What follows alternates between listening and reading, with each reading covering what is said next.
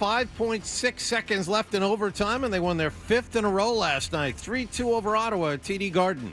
We have some plays on power play and it ended really quick, but they went back to 3-on-3, which we did for 3 minutes before, so that didn't change much in there, which is bad luck there. And I lost the face-off, so he kind of had to reach. But other than that, I think we kind of held the puck a lot in overtime and waited for their mistake, and it worked out. Morgan Geekie and Sean Corrali added single goals. Jonas Corposalo 20 saves in net. Bruins are 9-7. They visit Toronto tomorrow night. Patriots are once again without Ramondre Stevenson and Keishon Boutte at practice yesterday, and that decreases their chances that either man will be available to play Sunday in Tampa Bay. The team has one more practice today.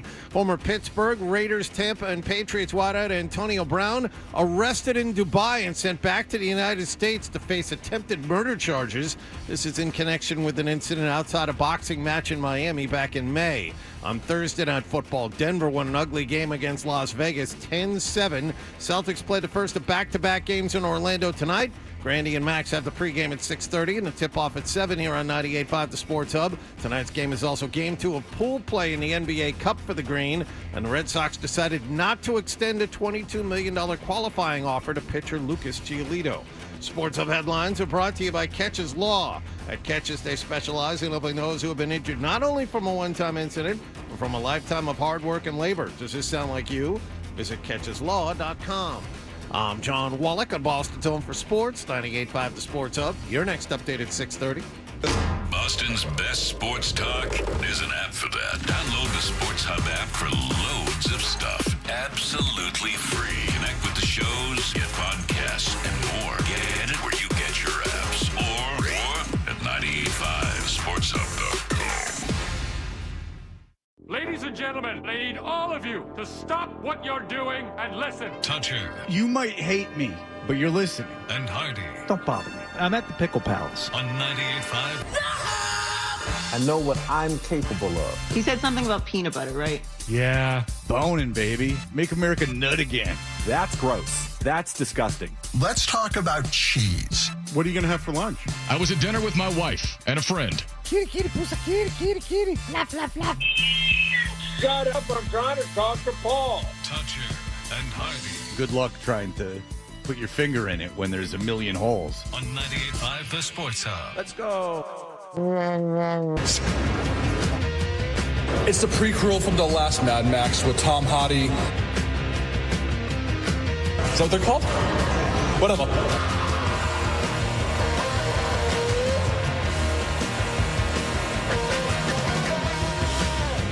Hey, good morning, everybody. Good morning. We are Toucher and Hardy, Town Fair Tire Studios, 617-779-0985.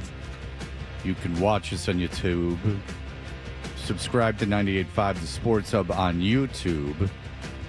And get involved that way. We are all in studio. We are all here, which is very rare. Very, very rare. Some say the rarest of things. Some very smart people say that. It's funny. Just like every time, you open a web page and there's, everyone's got video now. I mean, our company included, but like you'll go to like CBS Sports, like when we have Dave Richard on, and there's always some video in the corner, like playing so they get credit for the video, even though you're not watching it. Right. And then you'll glance down and it's always someone in front of a bookshelf. Yes. And then I was just thinking, I'm like, I mean, Hardy agrees with me with this. Like, you gotta have people in a room together. Oh, yeah. Trust me.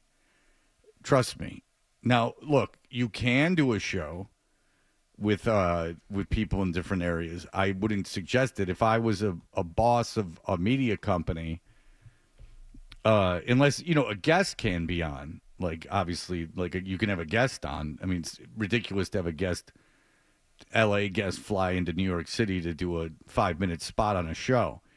And, with the technology we have, fantastic. But you got to get people in the same room. It depends on the personality. If the guy's just electric, he can do it from anywhere, like A.J. Hawk, for example. That's true. I mean, Well, more about that is if you're not even so much of a speaker on the radio, like AJ Hawk, if you're more of a strong silent type on the radio, then I think that, and then sometimes he'll smoke a cigar. Yes. During the show, because that show, the McAfee show, is on middays. Yes. Or is it on after or middays? Middays, like it's on at noon or like 11, whatever it is. I don't know like what middays. time it starts. I know it's middays. I heard Mad Dog, by the way, and take a shot on at McAfee, and he had Chris Christie on, and it was like, with Zohan. What's the guy who was Zohran, the guy who won the mayor of New York, whatever. Oh, yeah. And by the way, Chris Christie sounds incredibly reasonable compared to everyone else what's going on right now. It's like he's a good politician. Like, he's like, I don't agree with his politics. The storm has passed. I mean, Chris Christie, I sound like a good guy. I was like, wow, this guy's...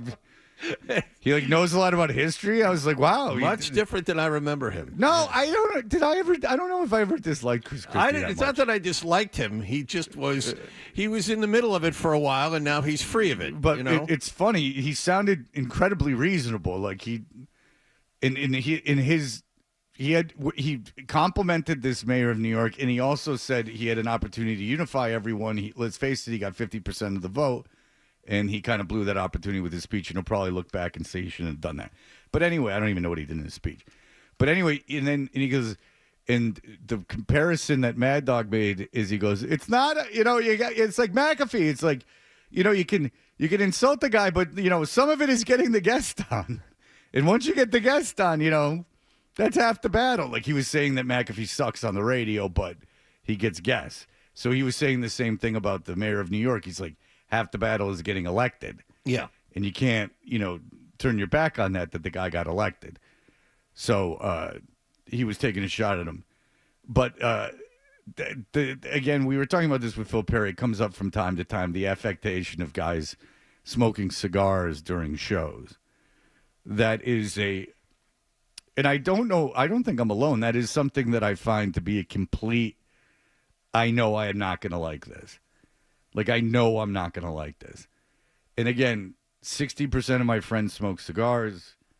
You go and you do things like play golf. They're smoking cigars. I don't particularly like an activity where cigars are smoked that's not like golf, because then you're sitting outside for 7 hours while that cigar goes down. But what if there's a nice fire pit and then there's just good conversation? If someone would ever invite me to one of those, maybe I'd enjoy it. I can only... Couple of high noons. Couple of White Claws. Man, I mean, you go to a football game. Did I tell you my experience, if I may shift for my cigar conversation? Sure. So my BC game experiences are very interesting. Because you would think, like, you quit drinking. Like, Fred, are you wagging your finger at people that are drinking? And the answer to that is absolutely not. I'm not. I think alcohol is great for most people. I think that it's fantastic. Drink to your heart's content. Get drunk to your heart's content. But the way you get drunk, I have an issue with. It's 2 games, and it's 2 out of 3 games now. I told you the Cal game where the guys had nips of McGillicuddy's that they weren't drinking the nip. They were sipping the nip and then chasing it with lemonade, which drove me insane. And then then the guy asked me a very offensive question because I think he was pretending to be drunk, and I got agitated. And then, he asked me like something about a hypothetical about my daughter. And because he was like, who has a daughter? He's like, they ask him, he's got a daughter. And then he asked something, would she want her to be a rugby player or a cheerleader? And I'm like, I don't know, man, a cheerleader. And he goes, well, then she'd bang the football team. And I go, like, okay, what do you want out of this? Right. I said, what do you want out of this? That you can ask my friends. I'm like, what do you want to happen here? Like, what is this all about? Like, get back to your little McGillicuddy's nips. And then at the Notre Dame game, there was a guy that got wasted and started like yelling and screaming, but that's fine. But high noon. Oh, of course. He got wasted at a football game on high noons. Yeah. adult man. Now that's what I'll judge that. It's not being drunk. Hell, I've been drunk at a million things. I enjoyed 99% of them. Next day didn't always feel great. Sometimes a little embarrassed, but during the time, until the end there, I enjoyed it. So I wouldn't. Even my kids, like once they're 21 or once they're in college or something, I never told them not to drink. Told them not to drink in high school. But I hope they listen to me. But because I didn't even really drink in high school. But what I don't like it, or I didn't say, this guy didn't bother me because it was more just like I was amused. I didn't even say anything to my friends. But he was like almost getting in fights. Like on the way out when Jeremiah Love had that like long ass touchdown 94-yard run, yes. The Notre Dame fans were fine. Like everyone at BC games is fine. Like they're not like no one's bothering anyone. Like the Notre Dame fans aren't bothering anyone. It wasn't like contentious. And this guy started like he was dressed nicely. He was probably about 32. He was dressed nicely. He was with a woman. He was with like a family. Like, and he started. He wasn't the kind of he wasn't like that guy at the Miami game, John, with the tattoo of Florida or someone's semen on his neck. That's just touching the sun, that guy. Yeah. You're never going to see another guy like you that. go to a Miami game, and Miami's like an expensive, good school. No Miami fan went to Miami. No. They're all just people from South Florida. They wear neon green. Back up. What was the semen on the neck? Okay, so John John and I have talked about this. You might not have been on the show at the time, but like we saw the same guy maybe a half an hour apart. Okay, so there was like there's all these like scummy guys at any Miami affair, and if South Florida, and I lived down there. I lived in the Keys. I mean, I saw it. Guy had this black tattoo on his neck that looked like a birthmark, but then you figured it wasn't a birthmark. And then John and I were both intrigued enough. We weren't together. Intrigued enough that the next day I started talking about it, and John knew who I was talking about. Wow. And because he was all loud and from Florida. Yeah. And it either was most 99% was a black black tattoo of the state of Florida on his neck. That's exactly what it was. Yes. But Bam Margera's friend, the guy that's clean now, he's like a drug counselor now, though. Novak. He has a tattoo on his arm that was Bam Margera ejaculated on his arm, and then they got a tattoo of the outline, of the outline, and nice. then colored it in, because it was a good thing, special. like a prank. Yeah. And they paid him, and he wanted heroin, so he took it. Okay. And if I would have told you it was that, I mean, it was you didn't know for sure if it was Florida or some kind of outline of something that had been put on his neck. Keys. No, the keys weren't a part of it. It was just the what would that be? A continent of not continent. It would be a mainland. What is something that's attached? It's a peninsula. Is it a peninsula? Peninsula of Florida. Is it an isthmus? That's out of my depth of geography, so I'm gonna say you're correct. No, but the islands were not represented. Yeah, but and then drinking like White Claws or whatever the hell you were drinking, and that gets you that drunk, like you got to get it together. Hell yeah. If you're a little lady, like you're like a high school girl that went to a tailgate and you had yourself 4 White Claws, I can understand. Like that's overwhelming for you. You're a grown man. There's nothing wrong with like having a White Claw. You want to have a White Claw, have a White Claw. You want to have a seltzer, have a seltzer. I mean, I had them. But try not to get plastered off of them in public. Thank you. But this is another thing where I could have, even when I was 20, it's not good, not when I was 45, but when I was 22, I could have drank until my stomach couldn't take it anymore, White Claws. And I wouldn't have been like, blah, blah, blah, blah. That requires a hard liquor or almost a heroic amount of beer drinking. Like that's like we're shotgunning like a lot, and there was a certain point where that wouldn't even work anymore because I would just get sick before I got drunk. Right. Like Jackie Martling said, it comes out of your ears before you're drunk. Cold gold. Oh. You know that song? No. You don't know cold gold makes you old way before your time. No. Whiskey is for celebrating. Beer just gives you body weight, and it comes out of your ears before you're drunk. Who's the artist? Jackie. Oh. Yeah.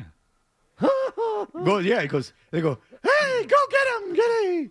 And he like starts, yeah, like they used to make fun of it. It was fun. That is, if you're listening to the old Howard Stern, that is the one thing that will still catch me off guard and make me laugh whenever somebody would mention, like, say something like, yeah, but before, that guy was trapped in one of the Twin Towers, he had just been diagnosed with terminal cancer. And Fred would play the Jackie drop of him going, like, it's just the most horrific thing that you could imagine. And he would drop that in. So I never lived in a market with Howard Stern, but so I would order the tapes on eBay. This is like, and they would come, and Roger's voice would be on some of them. Roger from the station. Oh, yeah. Because he was at WBCN. He was probably selling the tapes. You know what? Probably were. But they were just these cassette tapes that someone had dubbed off the radio. And that's how I got them. And say I had 20 of them. So my experience with Howard Stern, like on the radio, was very limited. But on YouTube now, you can see all this stuff. I've seen it twice. I've mentioned it on the air before. When Conan O'Brien, probably a year into having his show, comes on. And Howard, would get jealous of like late night hosts because Howard wanted to be a late night host. I mean, I think he'd admit it now. And Conan comes in, and Howard had no respect for Conan. And so he's like kind of talking down to him, and it's kind of funny. But Billy West is still in there with the Jackie puppet. And they let the Jackie puppet, he just screams at him, and he's like, TV is a disposable medium. And then he says terrible stuff to him, like, and Howard just kept letting it going back to Jackie Puppet, and Conan's just like, oh. It's like, and he can't do anything because he's like there. Yeah, he's just like destroying him. Because Howard's like, you're not going to have this job for very long. Let's face it. Like, you don't belong on television. Hey! And then like, Billy West would just be, and then Howard would let him go. Like the whole interview, just let Billy go on the Jackie puppet, and like it didn't stop. But that's a small studio, smaller than this studio. Yeah. And so he's about from me to you, to Jackie, the Jackie puppet to Billy, and he's just, hey, hey, you redhead freak. 12. You were never around for Billy West. That was like that was before my time. I only knew Billy West from Ren and Stimpy, obviously, and then retcon and learned that he had been on BCN and then on the Stern Show. Was he not on Stern when he was on in Boston? No, he was. He was, but I don't know that I was listening because remember I was out of market for a few years too. So but that was when we were in high school. I didn't listen much in high I school. could see that. See that. I didn't listen to the radio at all in high school. So I didn't listen to anyone in Detroit. I didn't listen to any morning radio in Detroit. Yeah, but you listen to P. I didn't. I just thought it was funny. Yeah. And he was impossible to not know about because he was on TV and doing commercials. Billboards and such. Billboards. Well, no, WRAF was owned by one of the TV stations. So whenever they had any like lack of ratings, the TV station would just play riff commercials constantly. Mm-hmm. Like the one where they were giving a trip to see the Romantics in Detroit, in Japan. And the two geisha girls come out to Arthur P., who's about 400 pounds, not exaggerating. And then they go, this is the commercial. It's not me doing it. Because they call him like Papa or something. They go, Papa-san, da-da-da-da-da. And he goes, baby. They're rubbing his feet. I think you guys have all seen it. Oh, yeah. Yes. They're rubbing his feet, and they're like... Morsaki Buba-sama? Yeah. Like, Morsaki Buba-sama. And they're like rubbing his feet, and he's like, baby. He would usually go, baby. But in that one, he goes, baby. Because he's all horny for the two Japanese broads. You didn't listen to me when I was on the air doing the morning show from my high school. You could have picked it up over there in your town. I did the morning show for 2 years in high school. I would go in at 6:30 every morning, be on for 1 hour. That's admirable. Before class. I would have loved to do that in high school. I would have done anything for That's that. David Silver is what that is. 89.5 FM, WAHS. I would have done that in 10 seconds. I would have done that gladly in high school. That wasn't an opportunity, though. Kyle, go ahead. It's actually TJ, but that's fine. Hey, it's Nick. What do you want out of him? Go ahead.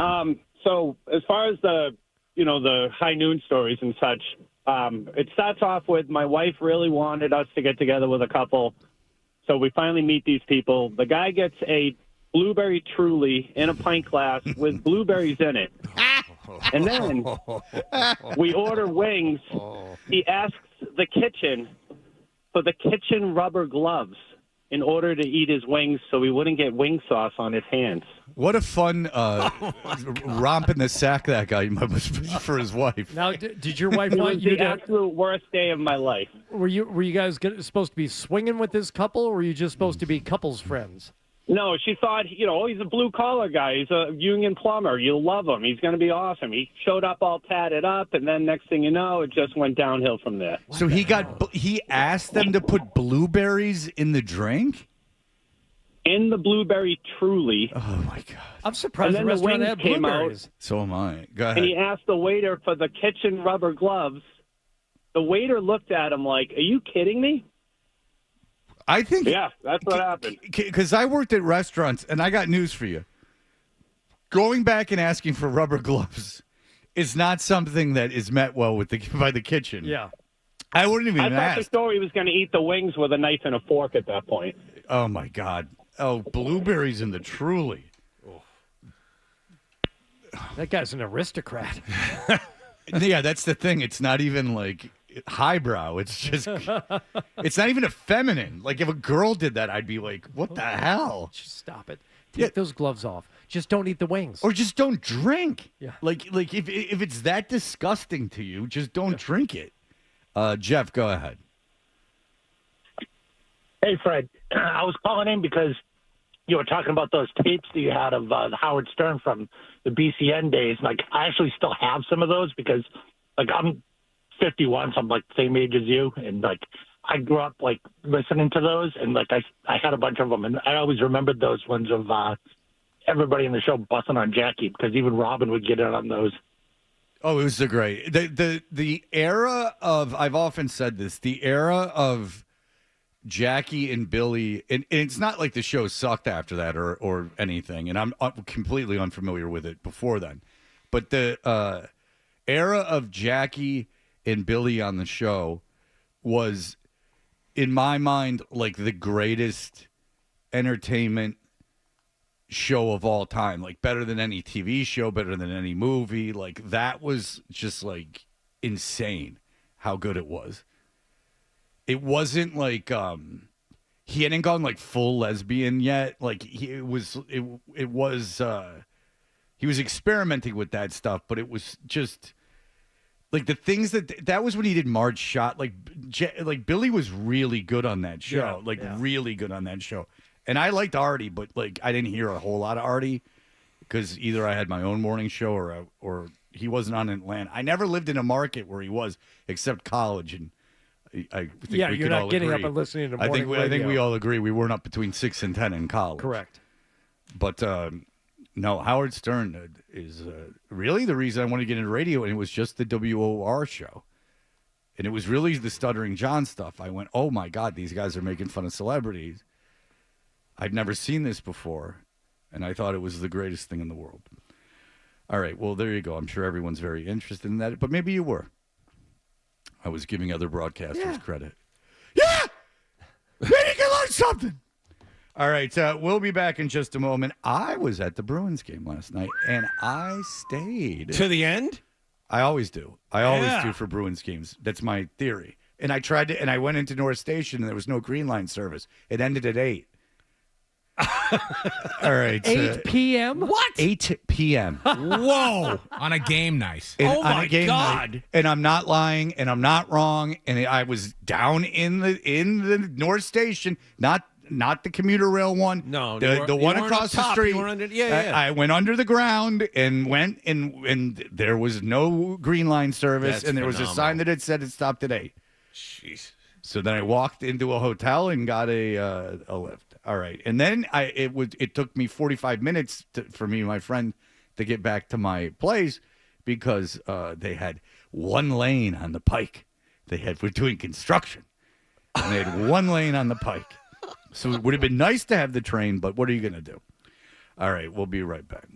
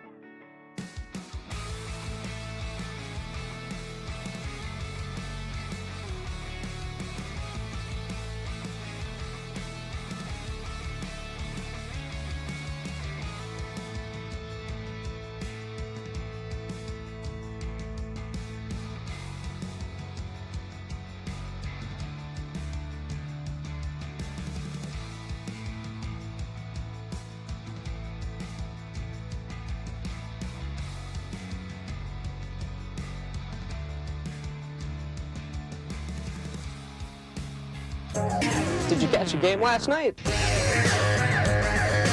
Yeah, did you? We're Toucher and Hardy. What happened last night's brought to you by Leonard Hair Transplant Associates, where your hair doesn't have to be a game of what happened. So change your lettuce and change your life with Dr. Matthew Lepresti at 1-800-GET-HAIR.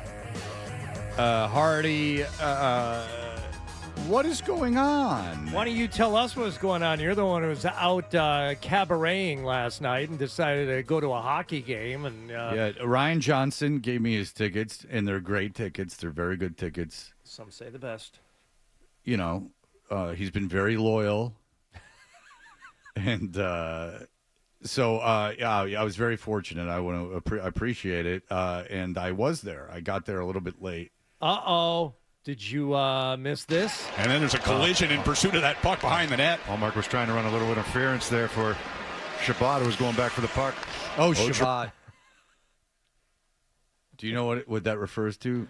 I believe that is... No, not you. Oh, it's for sunset on Friday night to sunset on Saturday. Shabbat Shalom, Fred. Pass. Thank you. Go ahead. Shabbat, who was going back for the puck.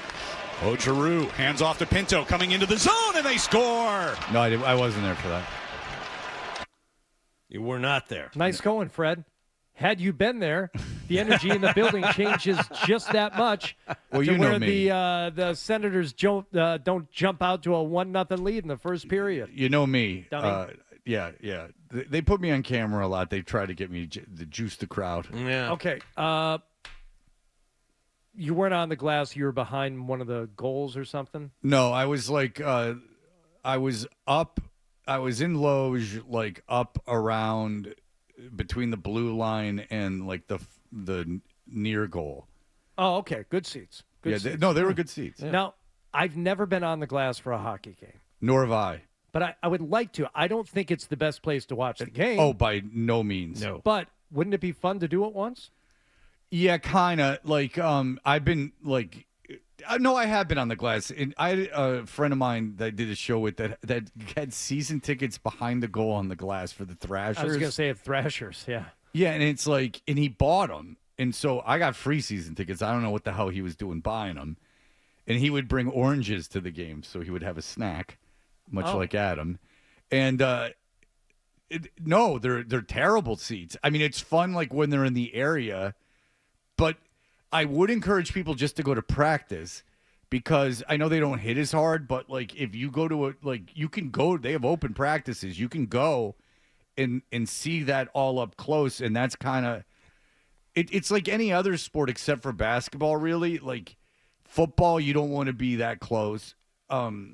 And, you know, you want to be up a little bit so you can see everything develop. Right. You don't want to be like field level at a football game. And like behind the goal is kind of like end zone seats. And I was like second row at Gillette once, you know, in one of the end zones. And it's great. It's horrible. It's great when they are driving toward that end zone and inside, I'm not exaggerating, I'll say inside the 15. Mm-hmm. Like anything beyond that, you can't tell what's going on. And if that once they get past the 15, they're going the other way. It's hard to tell whether or not a play is a gain or a loss or just you made can't it to see the line of scrimmage. Yeah, I got don't those have from that the depth station. perception. I saw this years ago. I saw the game. A game Zach Wilson got hurt for the Jets, and my son and I didn't know what happened. They didn't replay it because it was an injury on the jumbotron. It was before the big one, and we just sat there, and everyone was going, "What happened?"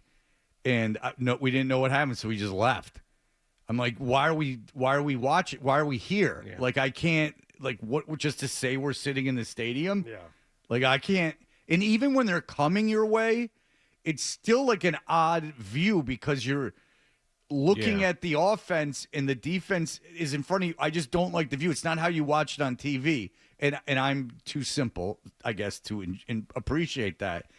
No, in football, you want to be, to me, the best seats in football are like upper deck, first row, 50-yard line are my favorite. Now, I do like club but I don't want to be within the first 20 rows.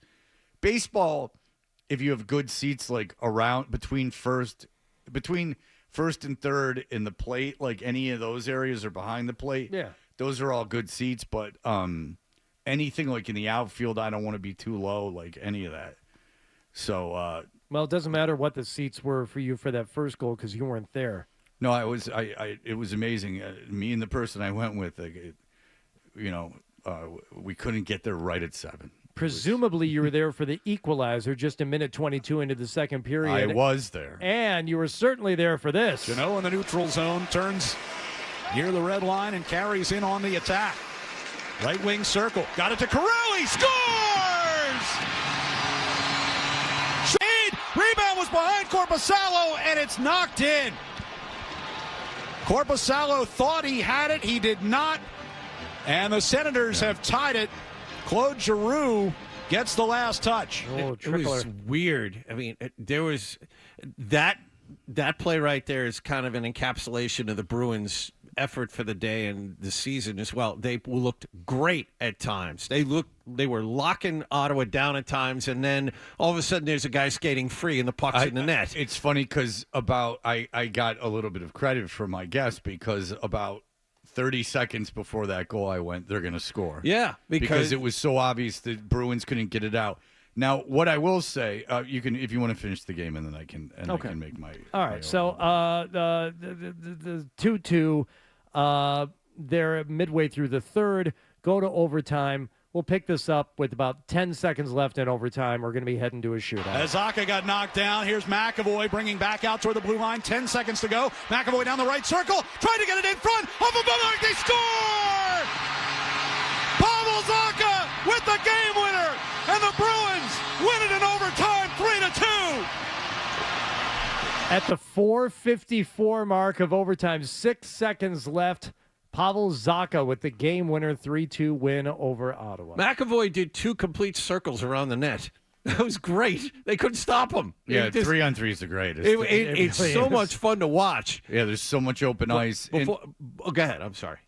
Oh, no, go ahead. I was just going to say, the Bruins, you can see what Marco Sturm wants. That's okay. They can be incredibly efficient in their own defensive end. But on that first goal, all of a sudden, no one back checks. It's wide open. It's a 2-on-1. Korpisalo has no chance.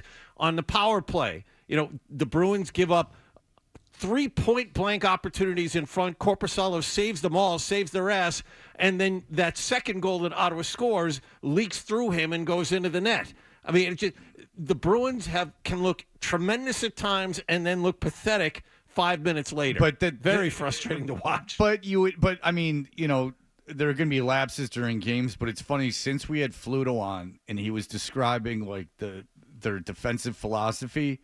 They're when they're all cooking. That's a very difficult team to play against. Yes. I mean, they don't let you.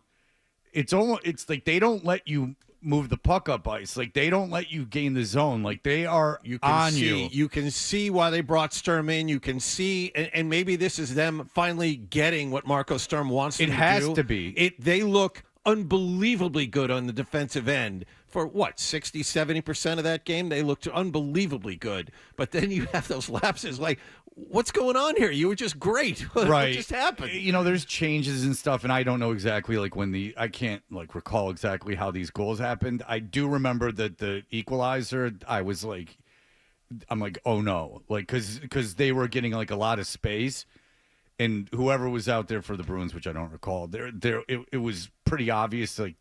Ottawa was doing pretty much whatever they wanted. But for the majority of that game, they're very difficult to play against. And Fluto made the point that, if they can continue executing this system, and because I can't imagine it's easy, because it requires a lot. Because you're like man-to-man up top, and, you're attacking. Like, so you're skating, like, hard. A lot, and like you're not allowing them to gain the zone. You're attacking when they're at the top of the zone. There's no easy transition. So, and look, if they get by you, you're screwed, because when they get by you, now you're out of position, and now it's basically 5-on-4. But it's got to be very, very frustrating to play against. It's like that. I know it's not a neutral zone trap, but it's like those good New Jersey teams. Mm-hmm. that just were like you couldn't do anything against them. That's great because you do not have an overabundance of offensive talent. So you play to your strength. No, but I mean, that's 5 wins in a row. And look, I thought, well, I mean, shame on me for thinking when they lost, what did they lose, 7 in a row or whatever? I think it was 6. 6 in a row, and then 7 out of 8. Yeah, 1, 2, 3, 4, 5, 6, 7 out of 8. 7 out of 8. Or 7 out of 7, 8 out of 8. I made the mistake of going, this team is terrible, and just get used to it. But I mean, you win 5 in a row. A team that killed you a couple weeks ago, you beat them in overtime. You won a game on the road. Now let's see. You got to go back on the road. Let's see how that all works out. But right now, you've played 55 more games than everyone else. You're only 2 points out of first place as a result of all of this. And everyone's got 17 games in hand, but I don't know how you've played so many games and there's never like time off. But here we are. You've played a lot of games. Yes, and they did want to get back at Ottawa. They took it personally. I think it was a big motivation for us. We had a bad game there and lost pretty badly. So I think before the game we're motivated to give it back, and I'm happy that we won. There's Pavel Zacha after the win last night. So at Toronto tomorrow night. Hockey night in Canada. There you go. Yeah, which means a lot to all of us. But Bob Beers says it still means a lot to the players. So I found that interesting.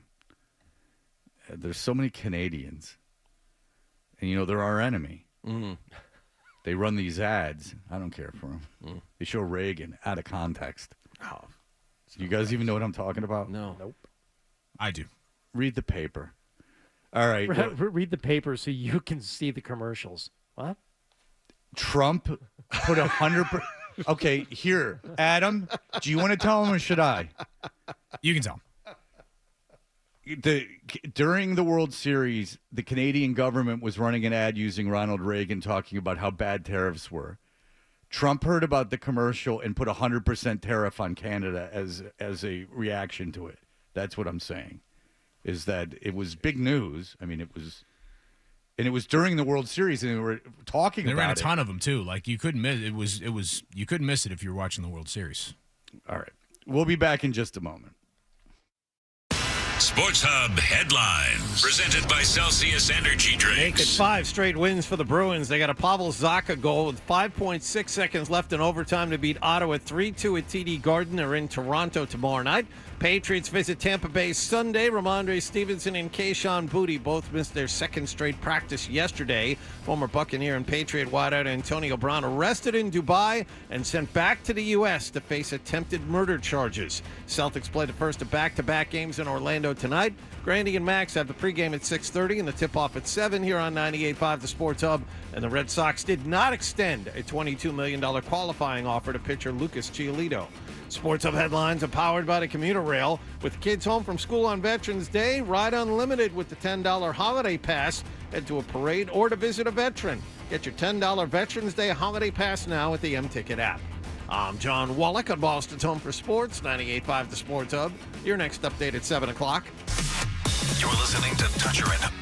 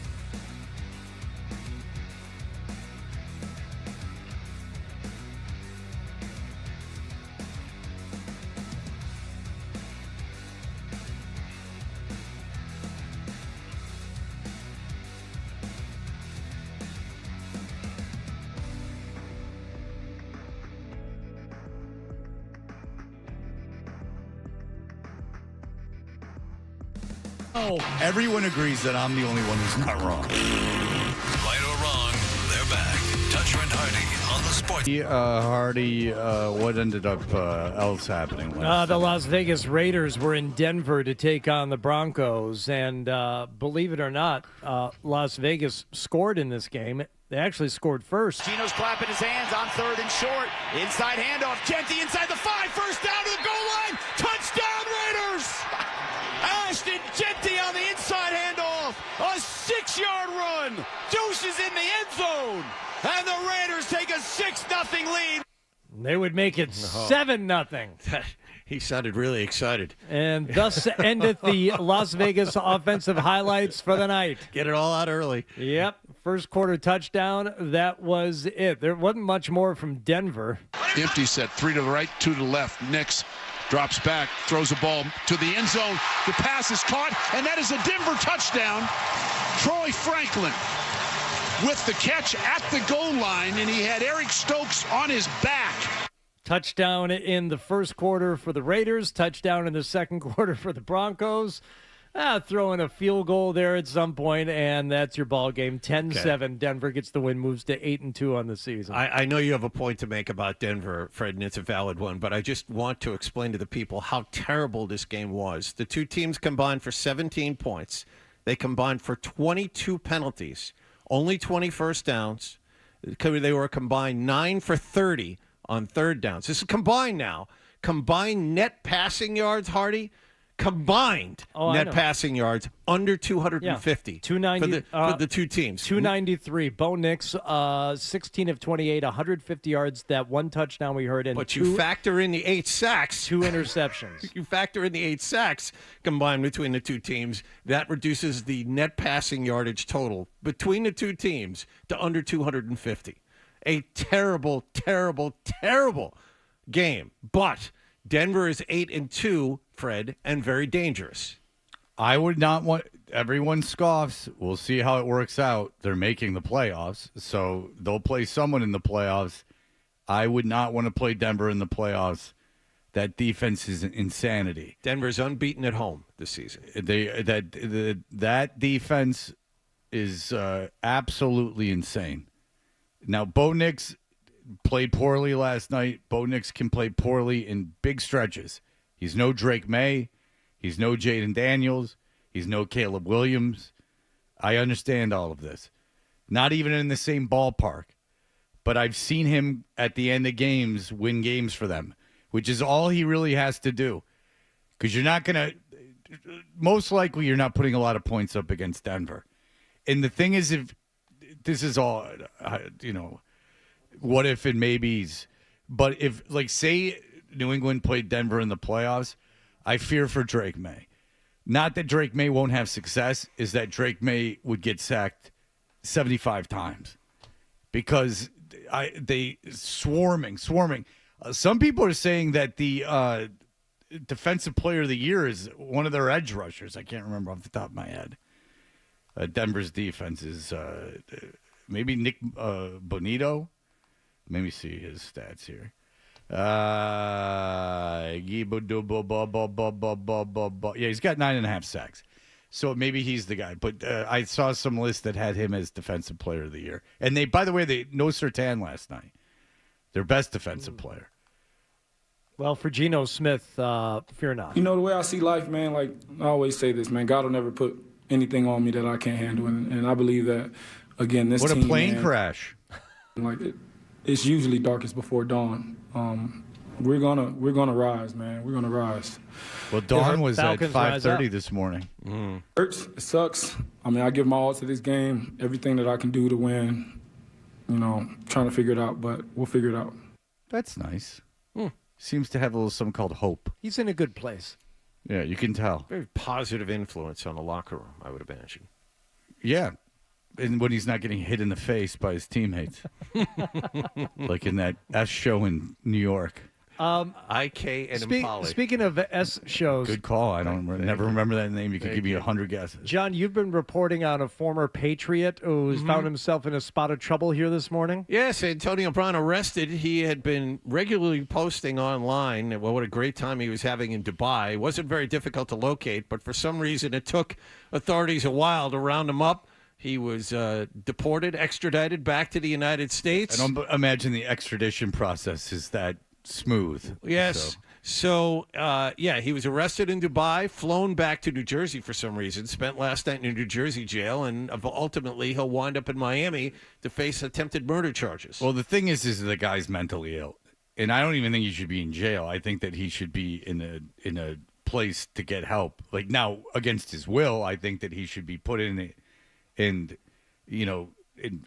forced to go through whatever is required for as long as it takes, even if it takes years and years and years. But I mean, he's mentally ill. I mean, something happened. I don't know what it is. I don't know if it's chemical. I don't know if it's because of football. I don't know. A lot of people still think it's that Vontaze Burfict hit. And I don't know if he was born that way and it just started manifesting itself later in life. But I mean, he's mentally ill. You know, I feel bad for him. You know, he's got a lot of problems. This is weird though, because this alleged incident happened out in Miami in mid-May. He was detained by police, questioned, and then released. Right. So this is 6 months ago. Well, then they got the video that apparently backs up the story of the witnesses who said that after Brown got into a fight with a few guys, Then they got the video of Antonio Brown punching the victim and later taking the gun of a security officer before moving toward the victim. So that they have evidence of. And then the victim said that Antonio Brown proceeded to shoot at him, possibly grazing him in the neck. Oh, possibly, please. Well, I mean, you get a scrape, you don't know what it's from. I know when a bullet comes after me because I dodge him. And the real sad part of it is Antonio Brown and this guy, they knew each other. Oh. That almost never happens that someone kills someone they know. I know. They've known each other for 3 years. And he said that they had words before things got heated. And then Brown ended up taking somebody's gun and going pow, pow, pow, pow. I just like that someone had a gun around them. I was just like, hey, can I have that? Sure, buddy. Yeah, there you go. You bring Anyone it back. got a gun? Bring it back. Yeah, I mean. This isn't for keepsies. Now, how do you work this? Well, let me show you. This is how you cock it. Okay, thanks. Let me take the safety off for you. Okay, here we go. All right, when we come back, Albert Breer, who went to Ohio State. I just found that out the other day. We will have him on in just a moment. You're listening to Toucher and Hardy.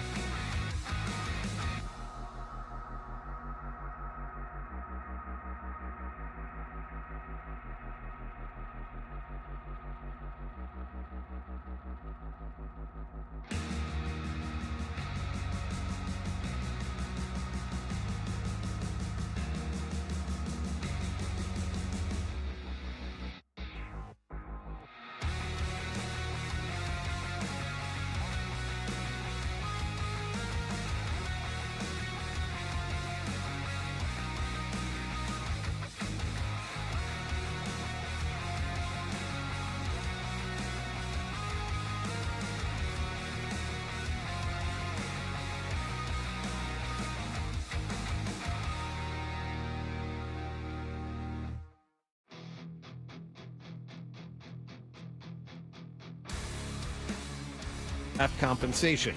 Sports Hub headlines are brought to you by AZEK Exteriors. For over 25 years, AZEK has delivered low-maintenance, enduring beauty that outperforms wood. AZEK won't rot, keeping your home better protected. Don't cut corners. Use AZEK trim, made in America. Visit AZEKexteriors.com. I'm John Wallach on Boston's Home for Sports, 98.5 The Sports Hub. Your next update at 7:30. Here we go. Boom. I win. Boom. Yeah. It's so funny. We've got a passion for Boston sports. Get angry. 98.5 The Sports Hub. Fred, what's it like to work with Hardy and Wallach? What a golden ticket I've gotten. There you have it. Toucher and Hardy resumes on the Sports Hub. For us to sit here and think that As the senior NFL reporter and lead content strategist for the MMQB. Hi, Bert. Hey, guys. What's happening? What's going on? All right, let's get into it. Thoughts on the NFL trade deadline? Yeah, I think like everybody else, a little taken aback by what the Jets did, and I don't hate it for them, but like that was the one thing that made it different than every other trade deadline. Other than that, it was pretty normal. But that's obviously like a how is the play otherwise, Miss Lincoln type of comment to make, Right. after the Jets trade two players, the level of those two guys. And I think in both cases it was like a realization by that organization, we're not as close as we thought we were.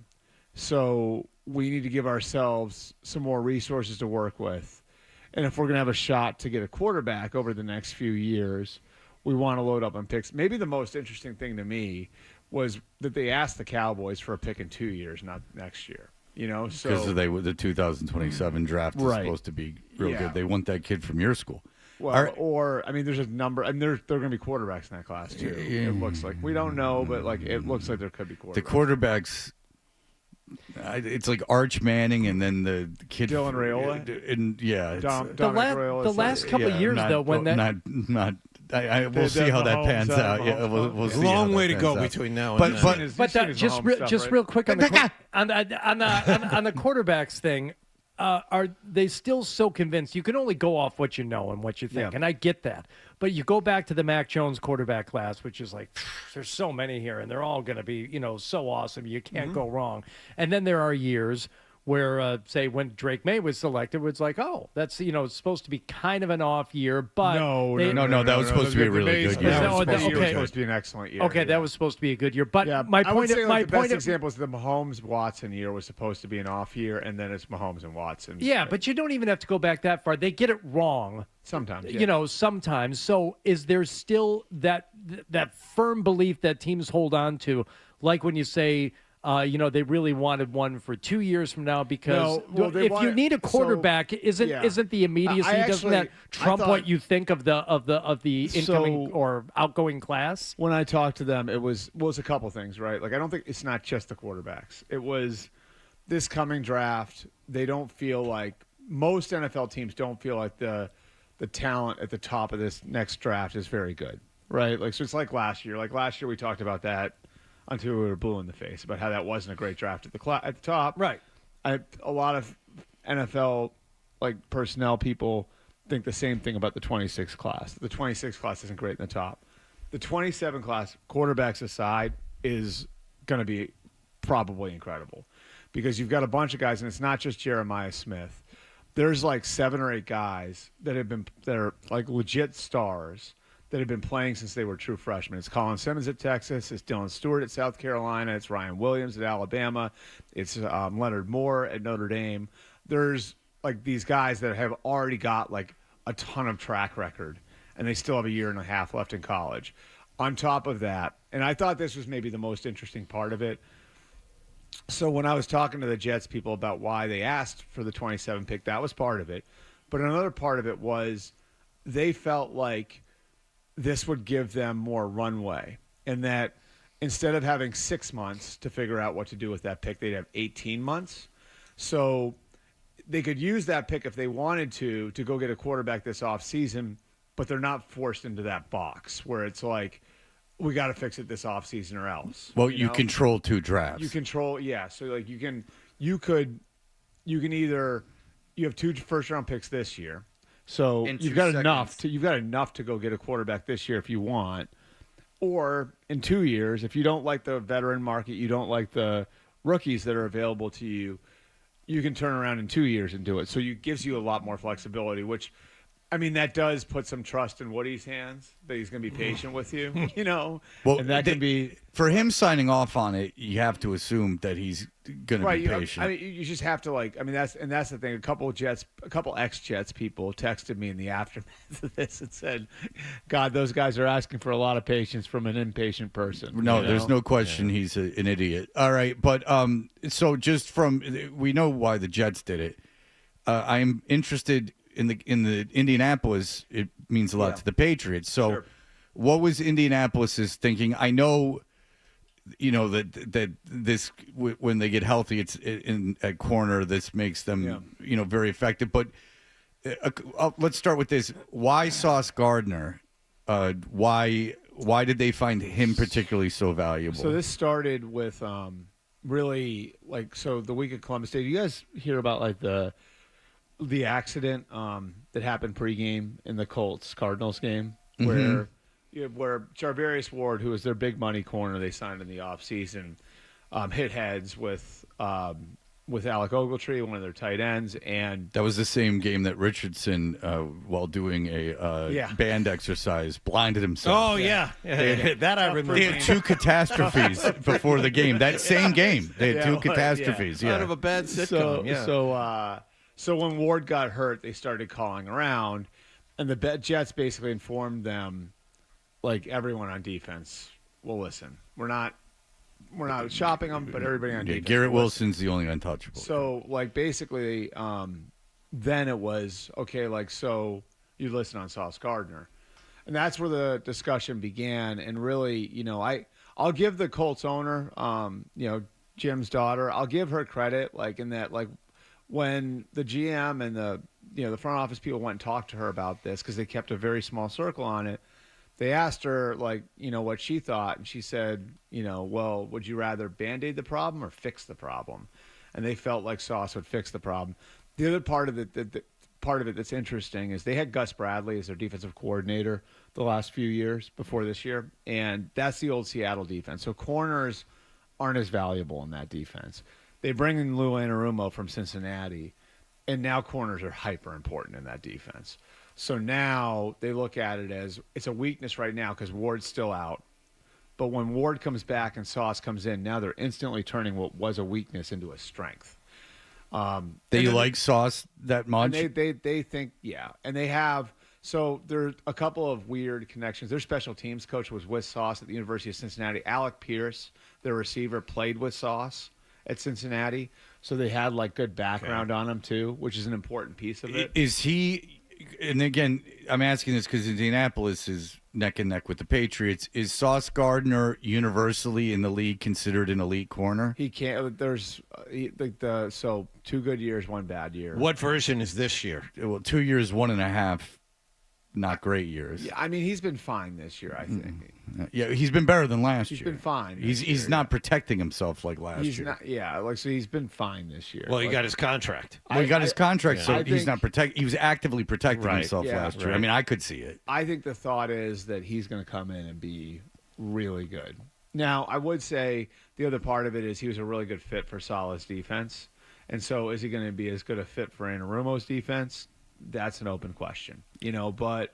And it's obvious Glenn wasn't enamored with him. Right. And I think that's part of it, too, is Glenn was, just real quick, I'm sorry to interrupt you, keep interrupting you, Bert, but Glenn was a defensive back. Glenn's a defensive coach. And so, that's just to me. If you're willing to move away, if Aaron Glenn is willing to move away from a corner, then yeah, there's fair questions to ask. And Aaron Glenn was an elite corner. Yeah. I mean, and so, this isn't Darrelle Revis. I'll just say Revis. I'll just say that. Right. So, I mean, I think for the Colts, so the way you want to look at this, I looked at the Jimmy Johnson trade chart, which is interesting context for all this. So Sauce was the 4th pick in the draft. The value of the 4th pick of the draft is the same as having the 18th pick twice. So if the Colts figure, all right, to get that kind of corner, you got to be drafting really high, and we're good enough now where we're going to be in the 20s, then like our picks are going to be like the 2 picks combined are going to be less valuable than what it cost the Jets to get Sauce. Now you got to take the finances into it too, which are part of it. But the contract is reasonable. Yeah. The other part of this is the quarterback, Daniel Jones, who I think his They're contract. pushing all their chips in. Well, John. that's what just it is. But here's the thing: Daniel Jones's contract, I think, is up at the end of this season, right? Are they prepared really to pay the amount of money it's going to take to keep? They better be. There's no other option. I know, but I mean, I would love to 30, be 40, 50 million, whatever it is. Daniel Jones's agent's a guy named Brian Murphy, who's a local guy. I would love to be Brian Murphy right now. Yeah, because they have no other option. Well, Anthony Richardson, of course. I mean, honestly, that's the thing is like when you take those first round picks away, that's how you would get no other option, right? Like so now if I were them, if I were the Colts, I would go to him now. Because you don't have a choice. I would too. So don't wait till the offseason. Go to him now and try to get something done now. I mean, that said, he's played great. Like, and I think. Do you think he can keep this up over the next 2 or 3 years? We'll see, but I think there've been enough cases like this now, haven't there? Yeah. Baker Mayfield, Sam Darnold. I mean, Sam Darnold's been outstanding in Seattle. I got money on him for MVP. Now Sam's done it in 2 different places. So you can't just say it's Minnesota and Justin Jefferson and Kevin O'Connell and all that anymore. And Baker Mayfield has done it like with 3 different offensive coordinators in Tampa. So I think you can certainly look at Daniel Jones and reasonably say the Giants failed him. And like this, having this environment around him with a really good offensive head coach, like this is pumped life into his career. And he played well in spots with the Giants too. Like in 22 in Dayball's first year, he was really good. So it's not like we haven't seen it before. I think you're right though. It's it's still tough to wrap your head around the idea of a late bloomer quarterback, but when you see it a couple of times over, whether it's with Darnold or Baker Mayfield, like okay, it's not necessarily an anomaly anymore. It just happens. Goff, Geno Smith to a degree, I mean, Goff wasn't really a late bloomer. No, Goff was a different case because Goff didn't fail in Los Angeles. But he wasn't believed to be a franchise quarterback. Right. He just needed to be with a real capital T team. Right. You and know, I actually think, for whatever it's that worth, wins a lot of Super Bowls. like I think we're sort of in a golden age for quarterbacks now. Like I think there are more good quarterbacks in the NFL than maybe there ever have been. Yeah. Like I think that there's like more competent quarterbacking. Because I mean, people and look, like I think we all romanticize when we grew up, right? And for all of us in this room, like for me, it was Marino, Kelly, Elway, Montana. Like those are the names, and you romanticize those guys. Who was the 12th best quarterback then? Was it Eric Kramer? You know what I mean? Like it was Ken O'Brien, but we don't have to get into it. And who's the 12th best quarterback now? You know what I mean? Like it might be. Daniel Jones. I mean, you did top 15 quarterbacks. I mean, I just saw a quarterback ranking that had May 8th, and if May's 8th, that means there's a lot of really good quarterbacks in the top 10. All right, let's break. I do want to talk about the Patriots' inactivity, but I also want to ask you about why Dallas did what they did.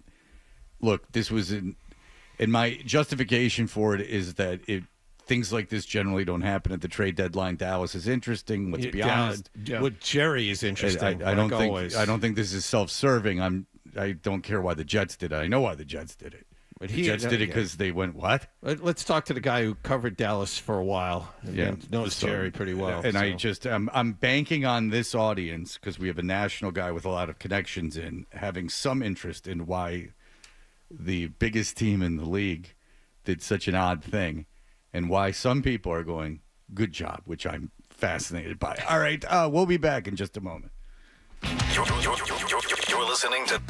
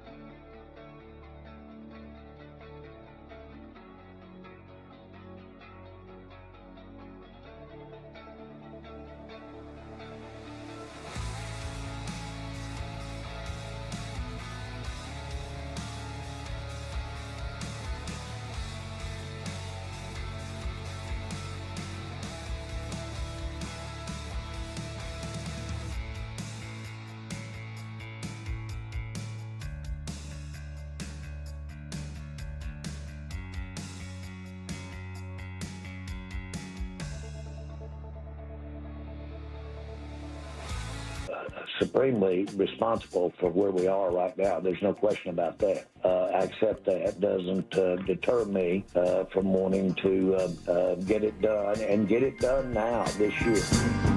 All right, that's Jerry Jones, obviously, and Bert Breer from MMQB is here. He used to cover the Cowboys. Jerry Jones was the owner at the time.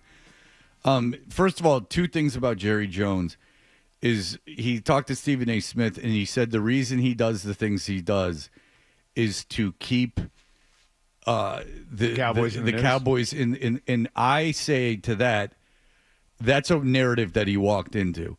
During the whole Micah Parsons thing, people were like, Jerry, he just likes being in the headlines. I don't believe for a second he does things on purpose with contracts to get into the press. That he inherited a team. Now, look, he did great things and got them that stadium and had that run in the 90s. But the Cowboys were the Cowboys before Jerry Jones got involved with the Cowboys. Yep.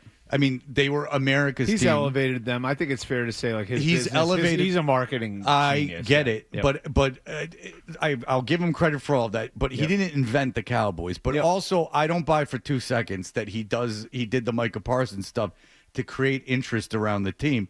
Winning would do that. But the Micah Parsons thing happened. Now they're not good, and now they're looking around. And Quinnen Williams, they get from the Jets. They get him for a first, a second, and a former first rounder, right? Ozzie Smith, right? Who was like a game day inactive, like he was right. He'd fallen in disrepair, right? But the Jets wanted him, and so I mean, you take a shot at the kid. Yeah. Who cares? He's not making any money, and so okay, so he trades Micah Parsons. And with that part of that collateral, he turns around and gets Quinnen Williams. What the hell is going on in Dallas? Does Quinnen Williams make them a better team this year? Does he move the needle? So, like, part of the idea here is that they wanted to build out the locker room in a way where some of their best players are their best people, and that's kind of like the Brian Schottenheimer standard. And I think Micah was not very well liked. And I think they wanted to re-sign him, but once the contract situation went off the rails, you started to have bigger picture conversations about where the team is going, where you want to put your resources. And so, I think that one kind of became if we pay this guy $45 million a year, what's going to happen next? And whether that's fair or not, that's the conversation that was happening. You're not going to have that problem with Quinnen Williams. And, I think, they look at it and it's actually interesting, too, because I do – one thing I'll give the Jets credit for here is they realized, they wanted the Micah trade for Sauce, which they essentially got, which was 2 first-round picks and a useful player. It was Kenny Clark in the Micah trade. It was A.D. Mitchell in the Sauce trade. So they knew they weren't going to get there. So they tried to get as close as they could, and they weren't far off. So it was a 1 or 2 and a player. And the Cowboys' logic here is, okay, we still have a first-round pick in 27, and then in 26 we moved a second-round pick into the first round. So we've wound up with a net positive here. Plus, we have Kenny Clark and dealt off Mozzie Smith. They had the 2 of them on the roster at the same time. Kenny Clark's playing a lot. Mozzie Smith's not playing at all. So I think that they feel like they came out of this with a player who's cheaper, who can be as impactful. Oh, he can't be as impactful He's a as good Michael. player, Fred. He's a good player, but he's not as impactful as Michael Parsons. He's not as impactful as Micah. Well, yeah, he's not as impactful as Micah, but he's a really good player. Okay, but I will tell you this, is that the Jets with Quinnen Williams... He's one of the 4 or 5 best defensive tackles in football. Okay, they never won. They never had a winning record with him, and they had a good defense for some of those years. He was the centerpiece of some really good defenses, though. He was, and he's also going to be 28, and he also was on a defense this year with Sauce Gardner that was not good. Right. So, but the feeling is so you get about $20 million per year cheaper than you would have been with Micah, and that's significant. That's a big number. So now does that mean they can go out and re-sign George Pickens? Does that mean that they can go out? But they want good people. And George Pickens is that's And he's the epitome. And I have pointed that out where I'm like, that's the one thing that flies in the face of all of it is that Right. you acquired Pickens.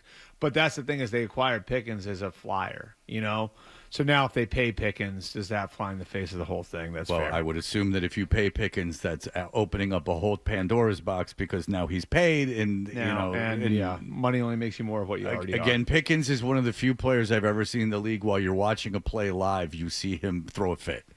Yeah. Like it's not. Well, did you ever see the plays of him making no effort in the run game? Yeah. I've seen those. Bert, Sure. my father's a Steelers fan, so like I've been watching games with him because I normally wouldn't just sit down and watch the Steelers, and I've seen Pickens in real time where the ball's not in his vicinity of the field throwing a fit. Yep. Like they're not replaying it. I'm like, what's Pickens doing? Honestly, I've seen him walk off the field during a play. That's why I thought. Forget finishing. That's the why route. I thought it wouldn't work in Dallas I've seen because it. he's playing opposite. CeeDee Like the Lamb, highest volume receiver in the league, a guy who had 115 catches last year,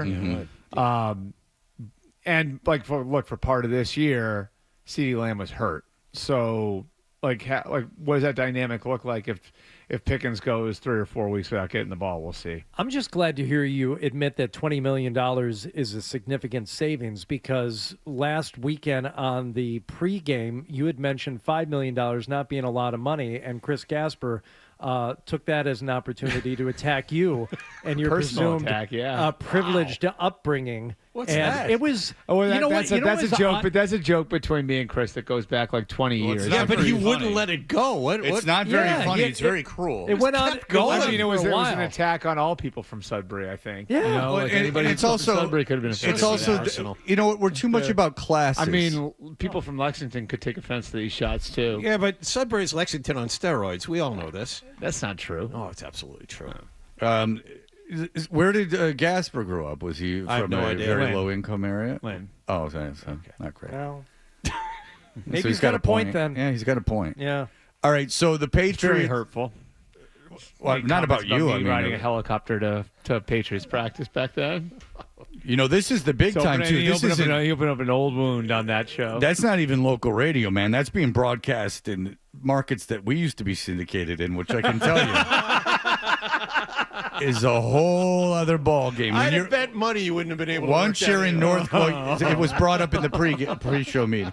Once you're in North Conway, my friend, then the when you hit stakes it? get very, very much. It's higher. one thing to disparage you locally, but when you're doing it to the alpaca farmers of northern New Hampshire, that's when things when the get out of line. skiers when the skiers can hear you at the top of the chairlift. Yeah. What was they say?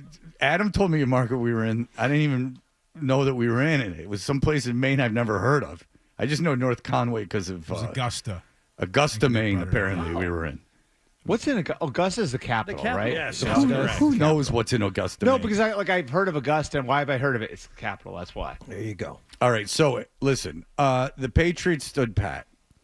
And, outside of those two huge trades involving the Jets, there wasn't a whole lot. I mean, Jacoby Myers got moved. But what do you make of the Patriots staying That's pat? my whole thing. It's so what do you guys want them to do that they didn't do? I think go little. ahead. I would just say if they had added depth at, I can think of 5 different positions. I was going to say 3, legitimately 3 positions, and it wouldn't have to be a game-changing guy, just something. And you were out a couple of 6th rounders for next year. I understand. Offensive line, wide receiver. Take your pick. Okay, I understand that, right? But now aren't you just guessing where you're going to have an injury? It's not like you have a depth issue in one spot. You got depth issues all over the roster. Fine. Right? So what are you going to do? Guess where there's going to be an injury and then throw a draft pick there? Or are you going to bring in 3 or 4 guys and now all of a sudden deplete your draft capital? See, I wouldn't have done That's it why for- they're not in the position to do it. I would You know not what have done it for a receiver. And as much as Andrew started to convince me that defensively is where probably it would have made the most sense, I still would have gone offensive line. You pick one, say, if anything happens here, we're totally screwed, and that's where you focus. I know in. where they made the most phone calls was with the edge players. That was what they were looking at. Now, what I had heard, they made an offer for Draymond Jones. They talked to Seattle about Boye Mafe, so they made some offers, and The one thing that I did notice when I heard about like kind of what they were putting out there, and I think this is an interesting nuance to the whole thing, they were all pick swaps. So you guys know what that is, right? Yes. So a pick swap, for those who don't know, is you trade the player in a lower pick, or you trade the player in a lower pick for a higher pick. Yeah. So the Patriots would be getting the player and the lower pick. And so what that tells me, having heard that that was what they were doing, is they wanted to keep the number of picks they had. And a lot of times teams in these situations have become sort of hip to that and don't want to do that unless it's some guy you're just flat Even out if willing it's to get rid of. so-and-so in a seventh or a sixth? Well, if you look, that's the thing is, like, so you see what the Patriots did. They got rid of Keon White and they got rid of Kyle Duggar. Those were pick swaps, right? Yeah, right. So they didn't have players in their roster. They could get them just, hard draft pick without something else coming back. So, like, I think when you're working off of that also limits who you're able to get, because there are a lot of teams, again, that aren't willing to do that. Even if it's a day 3 pick? Even if it's sixth round picks? Because like, as analytics have become more prevalent, right? And you start to look a little bit more at how much variance there is from one team's draft board to the other team's draft board. A lot of teams look at it and say 6s and 7s. God, that's 6s and 7s are. I know. That's why I got stopped up there, because at my kids' football practice, I can't stop hearing. It's like ringing in my head now. But those are seen as like sort of equivalents. You know what I mean? So, like, a team is going to look at it and say, like, it helps to have one more of those, but it doesn't really help me to move a pick up from the 7th round to the 6th round. The pick swaps don't happen between 7 and 6. They happen between 5 and 4. Right. So, like, I think that element of it, like, that's what they were looking at doing. At least, like, my understanding of, like, what I had heard, some of the offers that were out there, like, involved those. And that tells me, like, the Patriots wanted to maintain a certain number of picks. And they have.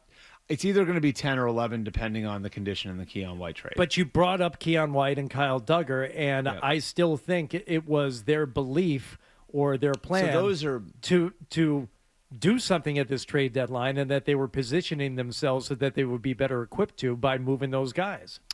I think that's right. Yeah. I mean, like, so it's not. So it's not for anybody who's like for anyone now. Hold on a second. Yeah. For anyone now who says, "Oh, what did you want him to do? What did you want him to do?" Well, something.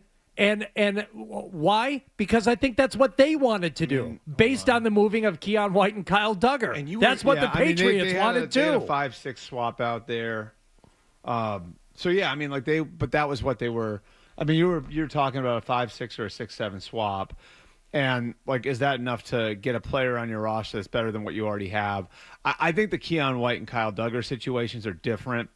In that, like, so I know, like, what the Niners had heard from the Patriots on Keon, which was, like, Keon White viewed himself, and they like him personally, but Keon White viewed himself as a player who was best as an edge player on early downs, kicking inside and pass rush, right? And that was how he viewed himself, and they talked to him about that. Well, when you have Milton Williams and Christian Barmore on the inside, you're not going to have an ability to do that, right? Kyle Duggar viewed himself as a starter. No, he's not a starter anymore. So by having those guys on your roster, like, sort of wasting away in those roles, is there a chance it chips away at your culture because you've got miserable people in your locker room? And I think that was part of the equation there. Okay. In other words, is it worth the 10 snaps a game you're getting for a guy to have a miserable guy in the locker room? I get that, but at the same time, and we said this so many times the last week, the AFC's wide open. You're 7-2. You got a quarterback on a very cheap contract, and you've said this more than once. The object is to strike before your quarterback makes $70 million a year and hurt your ability to bring other people in or re-sign guys you have on your roster. But is the trade deadline the time to do that? No, it's the offseason. But at the same time, we were talking about, you're guessing with depth. I would have liked them to try and fortify at least one or two of those positions, because the later we get into the season, the more the injuries are likely going to pile up, and that depth is going to be pressed. Yep, and I wouldn't disagree with that. The question is like, again, I think it's how many spots you have to create depth across your roster to feel comfortable about that, and how many picks you're going to have to take out of your war chest to get there. And if you have a depth issue at one position, I agree. They have depth issues all over the place. And again, so then you're at the point where you're like guessing where there's going to be an injury. You know what I mean? Like, so that doesn't make much sense either. Or would you rather just hold on to your picks and be aggressive this offseason? And, like, I'll give you a good example, like Rashid Shaheed, who, I think would have been a pretty good fit here. Yes. Right? Because, and I like, if I'm Buffalo, I would have gone after him, right? So Rashid Shaheed has half a season left on his contract. He went for a 4 and a 5 to Seattle. All right. So if you're the Patriots, you look at that and say, like, let's go get him now. And, like, he's a good player, but he's not good enough to tag. Okay. Mm-hmm. So that guy's probably not going to sign a contract over the next 2 months. He's probably going to wait until March, right? Or do you just go compete for him in free agency? I would have gotten him now. I would have gotten him right now. And you're taking 2 players off your roster next year to do that. I would. Yes, I think he with would have helped with this the risk kid. with the risk that you lose Shaheed in the offseason. See, my opinion is different than everyone else's. I think they had a chance to win right now, considering all of these things. Well, look, on a normal year, well, fine, you're right. In a normal year where Burrow is healthy and Baltimore's not 3 and 5, let's talk about that, though. Burrow is hurt, and Baltimore let's talk has about that, though. Like, how many people around here, if the Patriots were in the spot the Chiefs are in right now, would you feel comfortable? No. Like, if the Patriots were the old Patriots, I'm sorry, old Patriots. Okay. If the old Patriots were in the spot the Chiefs are right now, would you feel comfortable? I would assume that Brady would get them righted, and then they would go on and win a lot. How about of the games. Ravens? Ravens are a little tougher. But we've sat here and said but if they probably figure they make the playoffs. Yes, but they're going to be 6-5 on Thanksgiving. If they win Sunday against the Vikings, they're going to win. They're going to be 6-5 on Thanksgiving. Mm-hmm. Okay, so you guys, like, I think everybody around here right now is operating on the assumption that things are going to be as they are now in January. I don't think so. I think the Bills are catching their stride. I think the Chiefs are catching their stride. I think the Ravens are catching their stride. And I think there's a really good chance that you're going to get to January, and the idea of this wide open AFC is going to have completely disappeared. What if the Bengals get up off the mat? And I know that's not like the most likely thing. Mm-hmm. But if Joe Burrow gets into the playoffs at 9-8 with that team, like, look the F out. You know what I mean? Like, now that's the 7 seed, right? So, like, this idea that the AFC is wide open, it might happen. But you're counting on the Chiefs to struggle, you're counting on the Bills to struggle, you're counting on the Ravens to struggle, and that's why you're going to make franchise-shifting moves? That makes no getting sense. Getting Rashid Shaheed isn't franchise-shifting, but No, I know what you said, but do you think that's what the Patriots think? I think the Patriots think – I'll just tell you, like – I think the Patriots were always going to be intentional the way they handle the trade deadline. They're trying to be realistic about where they're at right now. They don't want to be what the 22 Giants were, what the 16 Jets were. You remember the Jets. The Jets are a great example of it. When they won 10 games in Todd Bowles' first year, the owner got over his skis and re-signed everybody, and they got old like that. And then all of a sudden, the guys who built it were in year 3, scrambling to find a quarterback. And that's how the franchise wound up screwing up Sam Darnold, because now you fired Todd Bowles, who's a really good head coach now, right? Mm-hmm. You fired Todd Bowles, and you start all over again with a young quarterback, and now your franchise is in chaos. The Giants in 22, like, you could argue they got over their skis a little bit, and there are people here like that. Ryan Cowden was with the Giants last year, so he saw it. Mm-hmm. You know what I mean? Okay, Ryan Cowden's one of his best friends is Joe. You guys were having a good conversation. I let it go.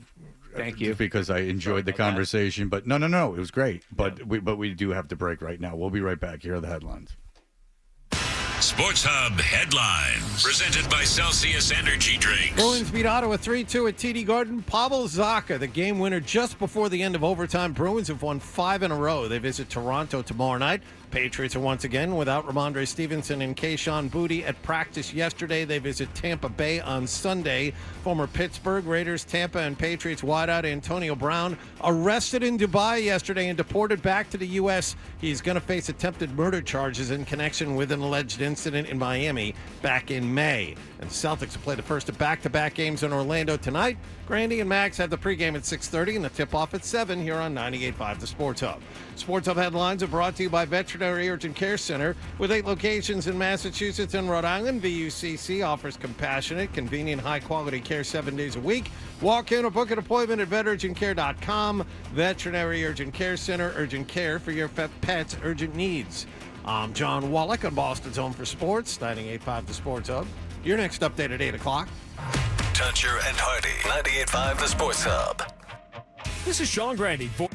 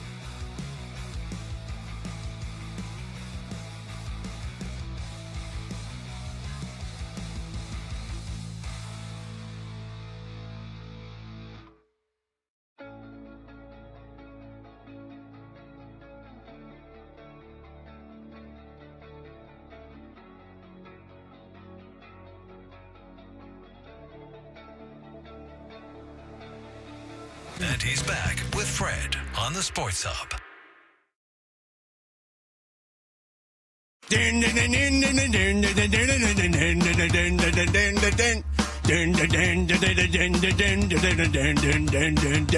Blast.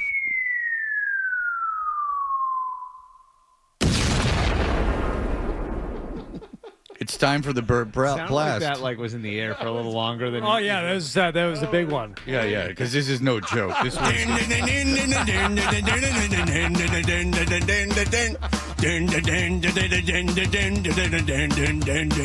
right. I don't know what that one really represents, but nonetheless, here we are. All right. So it is Burt Blast. John, you've been very excited about everything. You go. You have the first Burt Blast. How many playoff games did the Patriots win, given all the stuff we just talked about before the break? This year? Yes. 0. Burt Blast. Wow. That's If pretty they bold. don't win the division, if they don't win the division, they have to go on the road. That's the one. Like I always think that's interesting too. People talk about those things like they're separate things.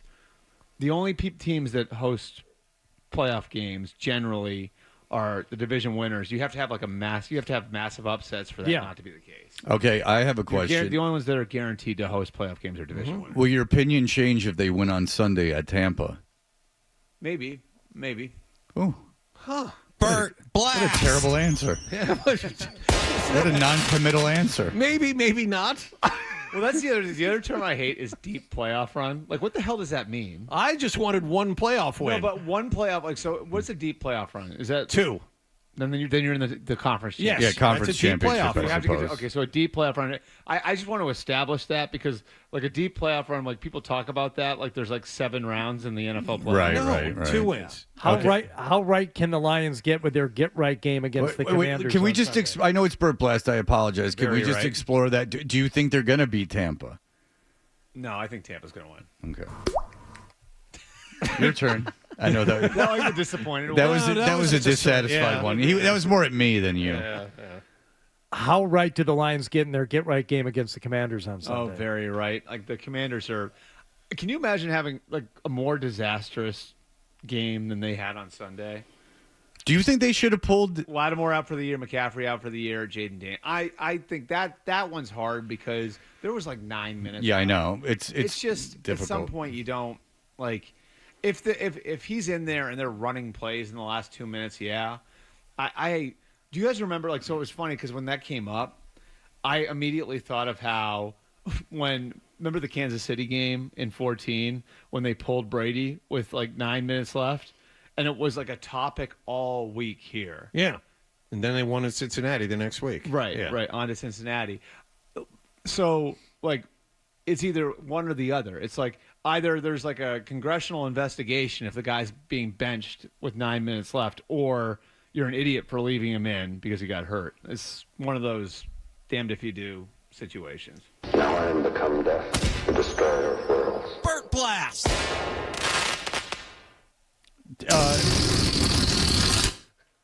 I don't know what that is. Well, that's a balloon deflating. Oh, All right. I thought he was reloading. Well, yeah, it's not the balloon deflating. That would be. I thought that was like a jackhammer or something. All right. So, Bert, who wins the NFL MVP? So everybody can check out my my midseason awards. Mm-hmm. Matthew Stafford. Oh, Bert. I actually I had Mahomes as my MVP, so I do every year. I do at the middle of the season. I do one of my polls where I poll general managers, vice presidents of player personnel, pro scouting directors, and I just give them a ballot and say vote on because these are the guys who are actually studying the players, right? And there were 10 different people got MVP votes, which tells you how wide open it was. Stafford won fairly comfortably. Huh. Like he won. Wow. Josh Allen was second. So Stafford had 13 of the 42 votes. Stafford had 8. Well, how many did Allen had 8. How many Drake may have? 1. So, it's just the way the league sees it. This isn't me. When I do these things too, people get offended. I'm not the one that voted here. I have no votes on this. But Stafford, it was actually interesting because if you go back and you look at his numbers, He's on pace to have 45 touchdown passes and 4 interceptions. Jeez. Like that's like that year Brady had when he won the MVP. Yeah. You guys remember that? Yeah. Almost 4,600 yards passing, and I think they're going to win like 13 games.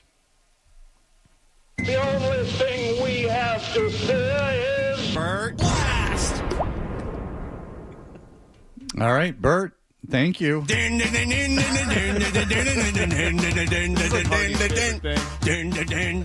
glad I could bring such joy to smile on his face is good to see you. It doesn't get old. No, we all have that feeling in the room. I enjoy it. Nick's voice that just makes me smile. Well, the every Knicks time. Well, it's that Italian voice of his. Yeah. Except it's, Bert de Blast. yeah, it's imagine being Italian with no Italian heritage or blood. It's really something else. Or ever never having lived in Italy or anywhere that was basically all Italian. In the North End. His father lied. He didn't to live him. in the North End. His father lives in the Father North lied End. to him. Yeah. Yeah, you're more Italian than he is. All right, Bert, with your privileged upbringing, thank you so much for which got him into Ohio State. I mean, you certainly got to pull some strings to do that. I did hear you guys talking about McGillicuddy's. Yeah. Don't start. Don't. So those are the Cal people, right? Yeah. Okay, so like that's one of those schools. Like when I hear people from schools like that, Michigan's like this too, where they think they partied in college, and then you hear stories like that, you realize what a redneck school you actually went to. Well, when you were, driving to Kentucky to get 151. I think you know what I mean? Cal. I think Michigan is on another level of. I think Cal's in its own little space. I think it's like. And look, sipping McGillicuddy's is like, and chasing it with the out lemonade. of a nip too. Like it was not the finest moment for those gentlemen. All right, thank you, Bert. Thanks, we guys. appreciate it. We'll be right back. Adam destroyed the show yesterday, but Hardy is trying to reclaim some dignity from his segment. We will be back in just a moment. Stay tuned for more.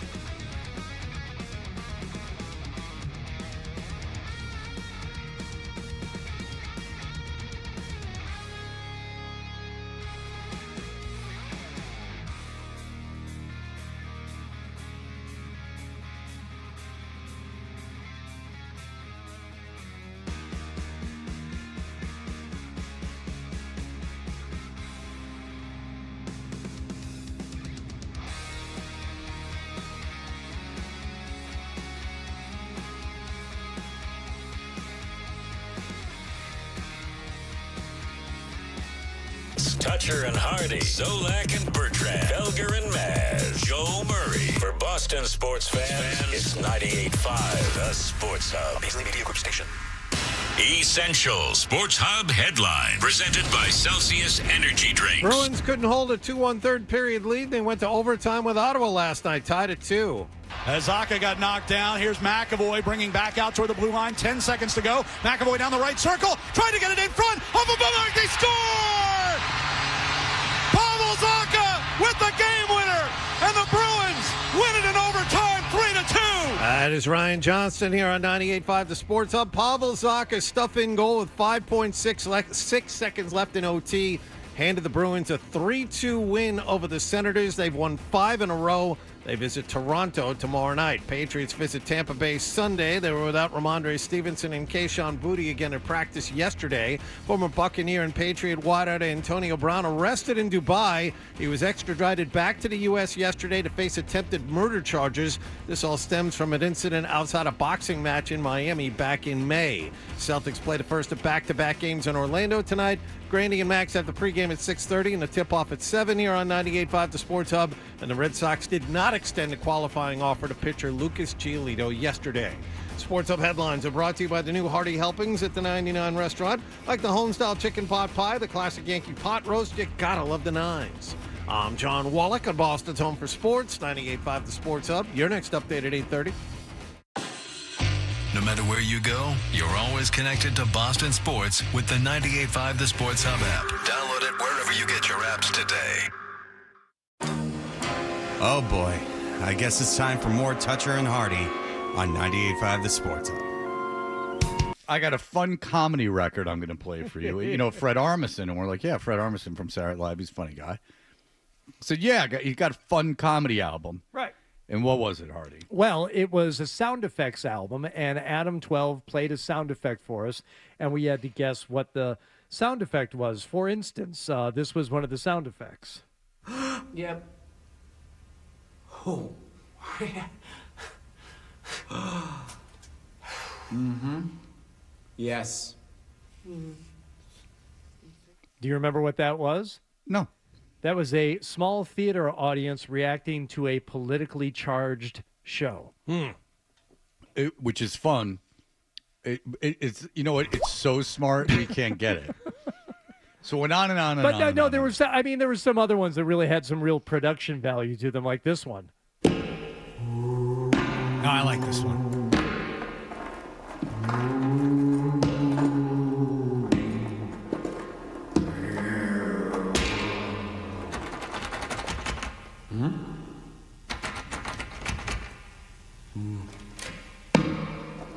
Did you remember that one? Remember what it's called?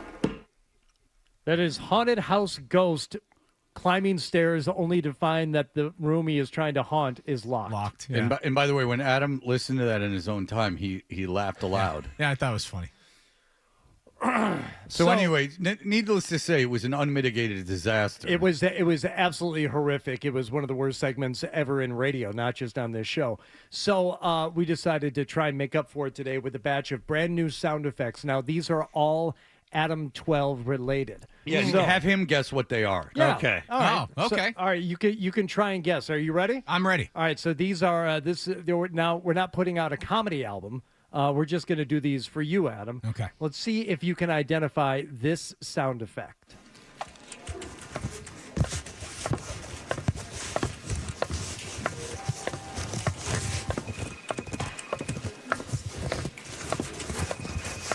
There's certainly some walking, and there's a phone ringing. Okay, what is it, Hardy?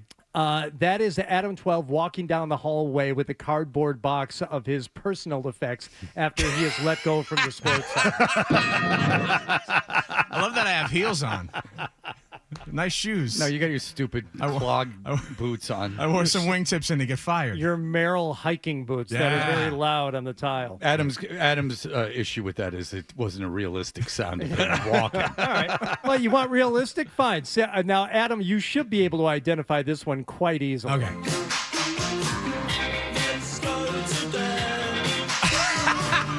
This is that is. Hold on.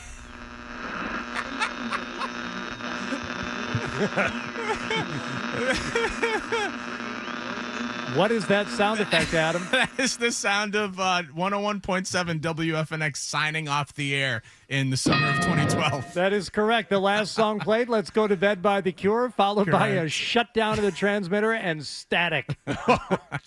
That's one of the 3 radio stations that Adam. That is the sound of Rock 92.9 being removed from the 92.9 frequency and relegated to 1330 AM. Is that a correct? Yes, okay. That is correct. Very That good. was the last song that you played at 5:01 p.m. on that fateful day. And just because you program it, do you really have to hype it up so much?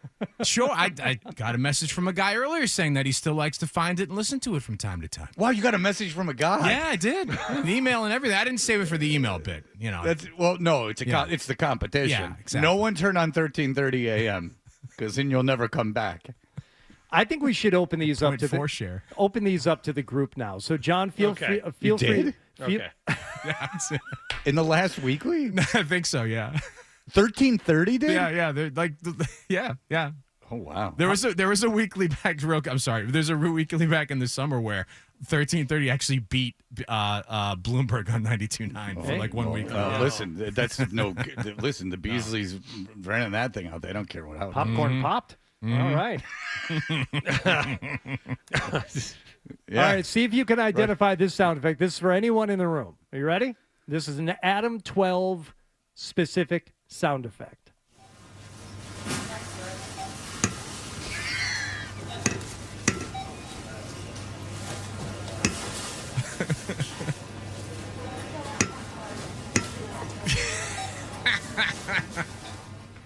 Well, all right. John, do you have a guess? Yeah, it's him handing his, litany of coupons bound by a rubber band to the cashier at the grocery store. That's incorrect. That is incorrect. I think you'll get it, Fred. If you don't, I think I will. Go on. I know what it is.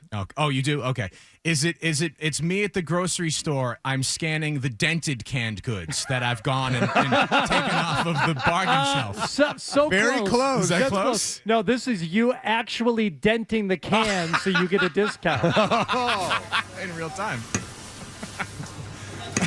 You notice how Adam got that one? Because Adam was like, are you following me? That was Adam saying.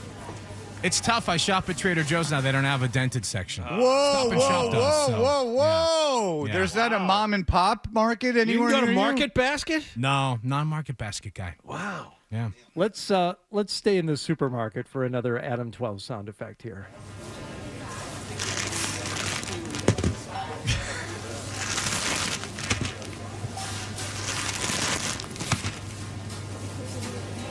What is that sound?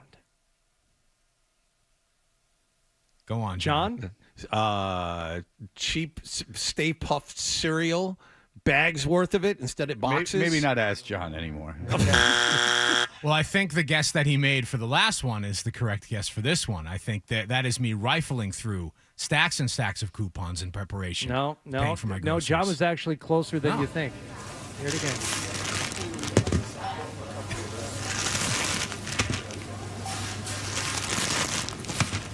Fred, do you have a guess? I don't. That is Adam 12 getting 3 packages of Top Ramen for 79 cents. There it is. Very difficult. It's good value. Well, it is. It's why he's so healthy. That's right. He loves sodium. Yes, that's right. 12, this one is very, very specific. Okay, I'm focused.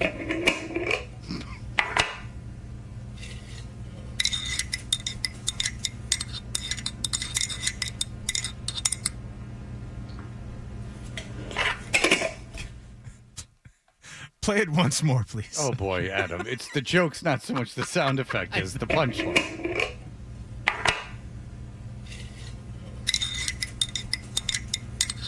Am I checking a payphone return change thing? Is that what that is? Not No? even Okay. close. Oh, it's not close because I was saying, is he dipping his hand into the Salvation Army? The buckets for the holidays. Yeah. Where he has carte blanche to do so because it's just getting out the middleman. I mean, it's going to him anyway. You're all wrong. That is the sound of Adam 12 scraping the very last of the locally sourced fig jam to put on his soy bologna sandwich. That's good. down there in the bottom of the jar. A little bit left. Yeah. That's him frantically knowing there's something on there. There we go. And we'll put that in the recycling bin. All right, very good. You all got that one wrong. All right, two more here. This has to be a win for everybody. Come on.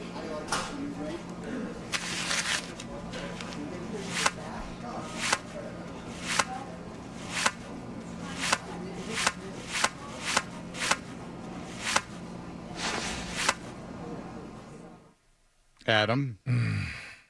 That's a tough one. I want it to be snowshoeing, but it's not crunchy enough to be on snow. But it has a footstep rhythmic quality to it. I'm stumped on this one. Not footsteps.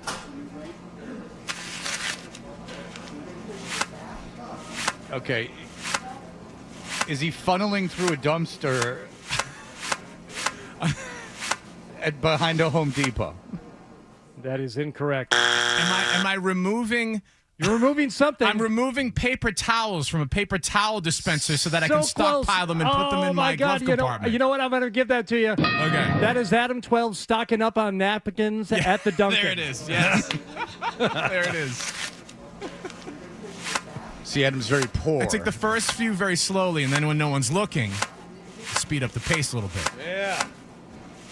One more for good measure. Right into the glove compartment. As he looks around slyly. The cat who ate the canary. Which I actually do at Chipotle. It's so dirty in that one I go to that I just take everything I can get my hands on. It's punishment. All right, last one. This is for anybody gets this one right, you are crowned champion of this game. Identify this Adam 12 related sound effect.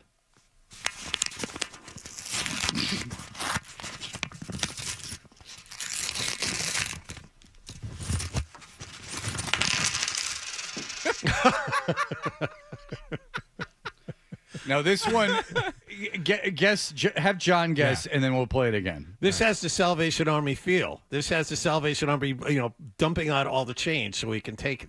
Okay, that is incorrect. Okay. Listen to it again.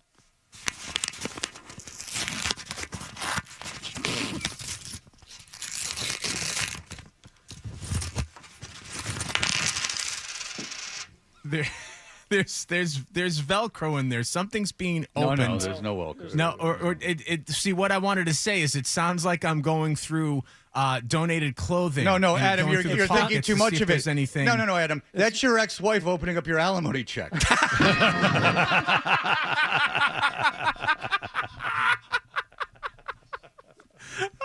See, there's coins in it. That's right.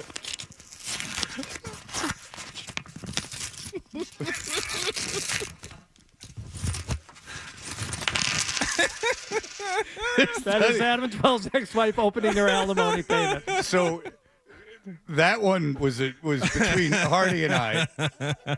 I thought, why don't you play tumbleweed like just air? And then Hardy went, no, it'd be funnier if change fell out. Yes, and I went, Hardy, you got a bit. Oh man! Because usually it was just going to be a couple things to rip on you for making the bad bit yesterday. We were going to do it right when Bert came in, but then when that came to Hardy, I was like, all right, you got to go all in. That's phenomenal. Well, congratulations! You got 2 out of 8 correct. And, thank you. That's about the same hit rate as you do for radio stations. So, and well done. for bits that I pitch and execute. Oh, don't be so hard.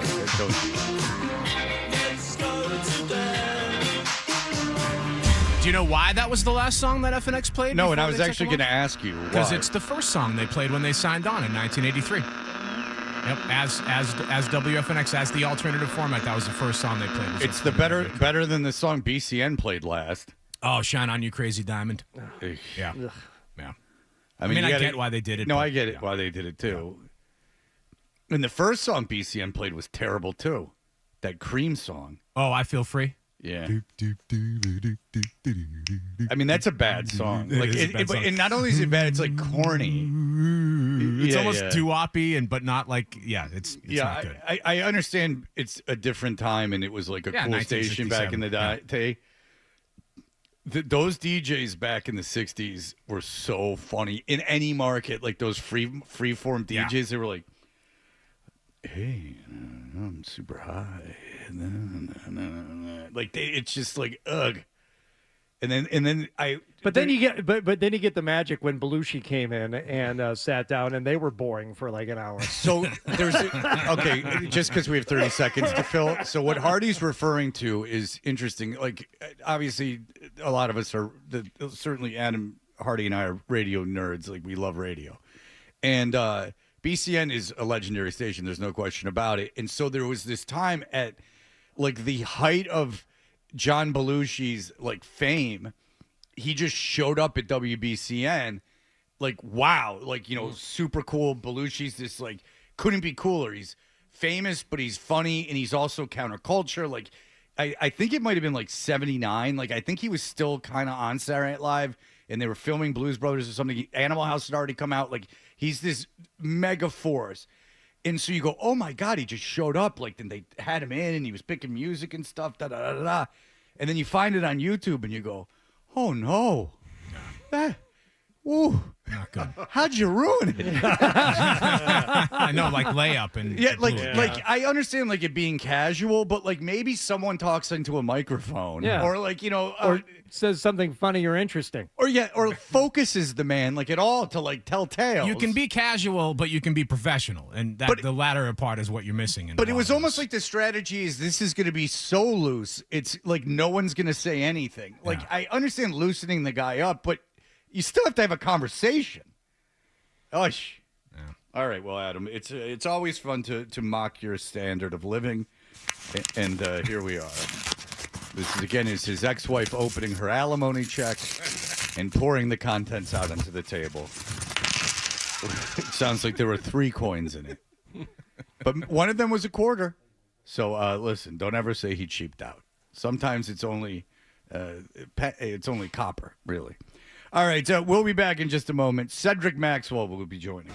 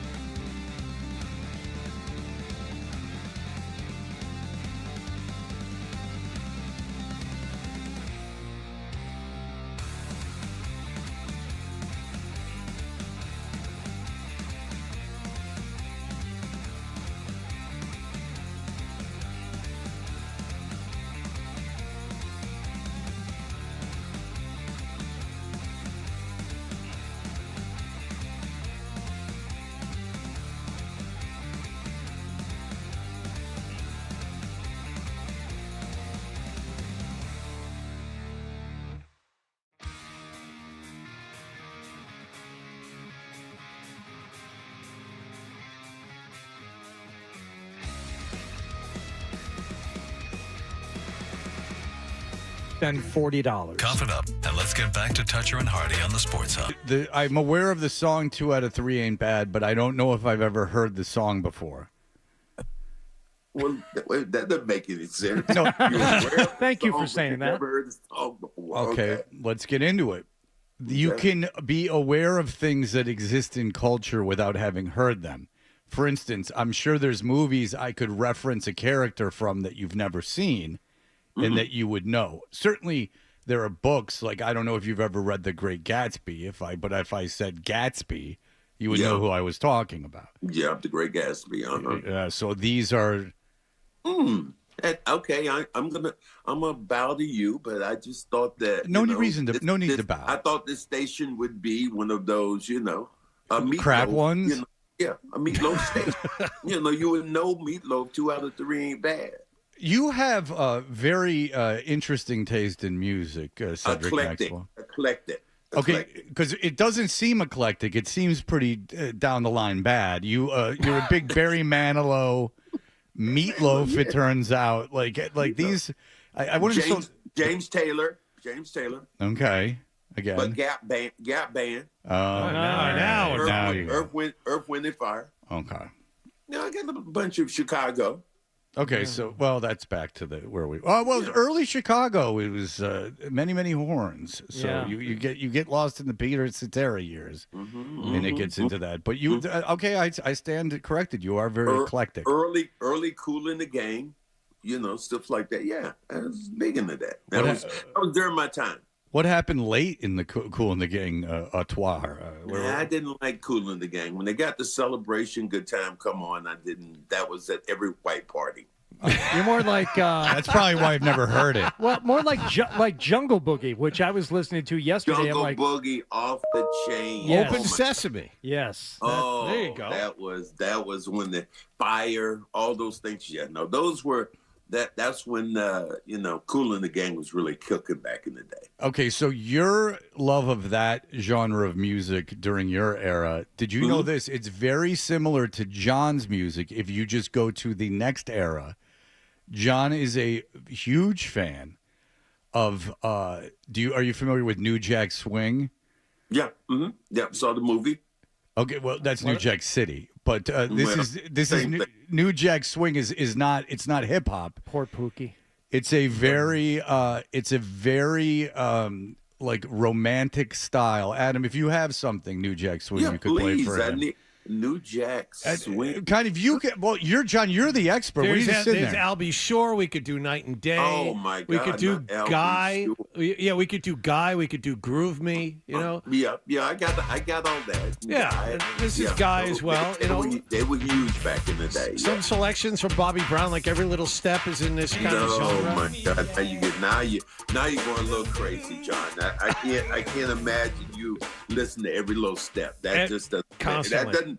That wouldn't be one of the things I would think would be on your. What would be on my playlist, Max? That's interesting, John. I would be thinking maybe. Not a lot. He's deaf. Yeah. But you have a very high opinion of John and Mrs. Wallach, for that matter. Does this raise or lower your opinion of John? That really makes it really interesting when I think about John Wallach and that genre during that time, especially the Jungle Boogie and people.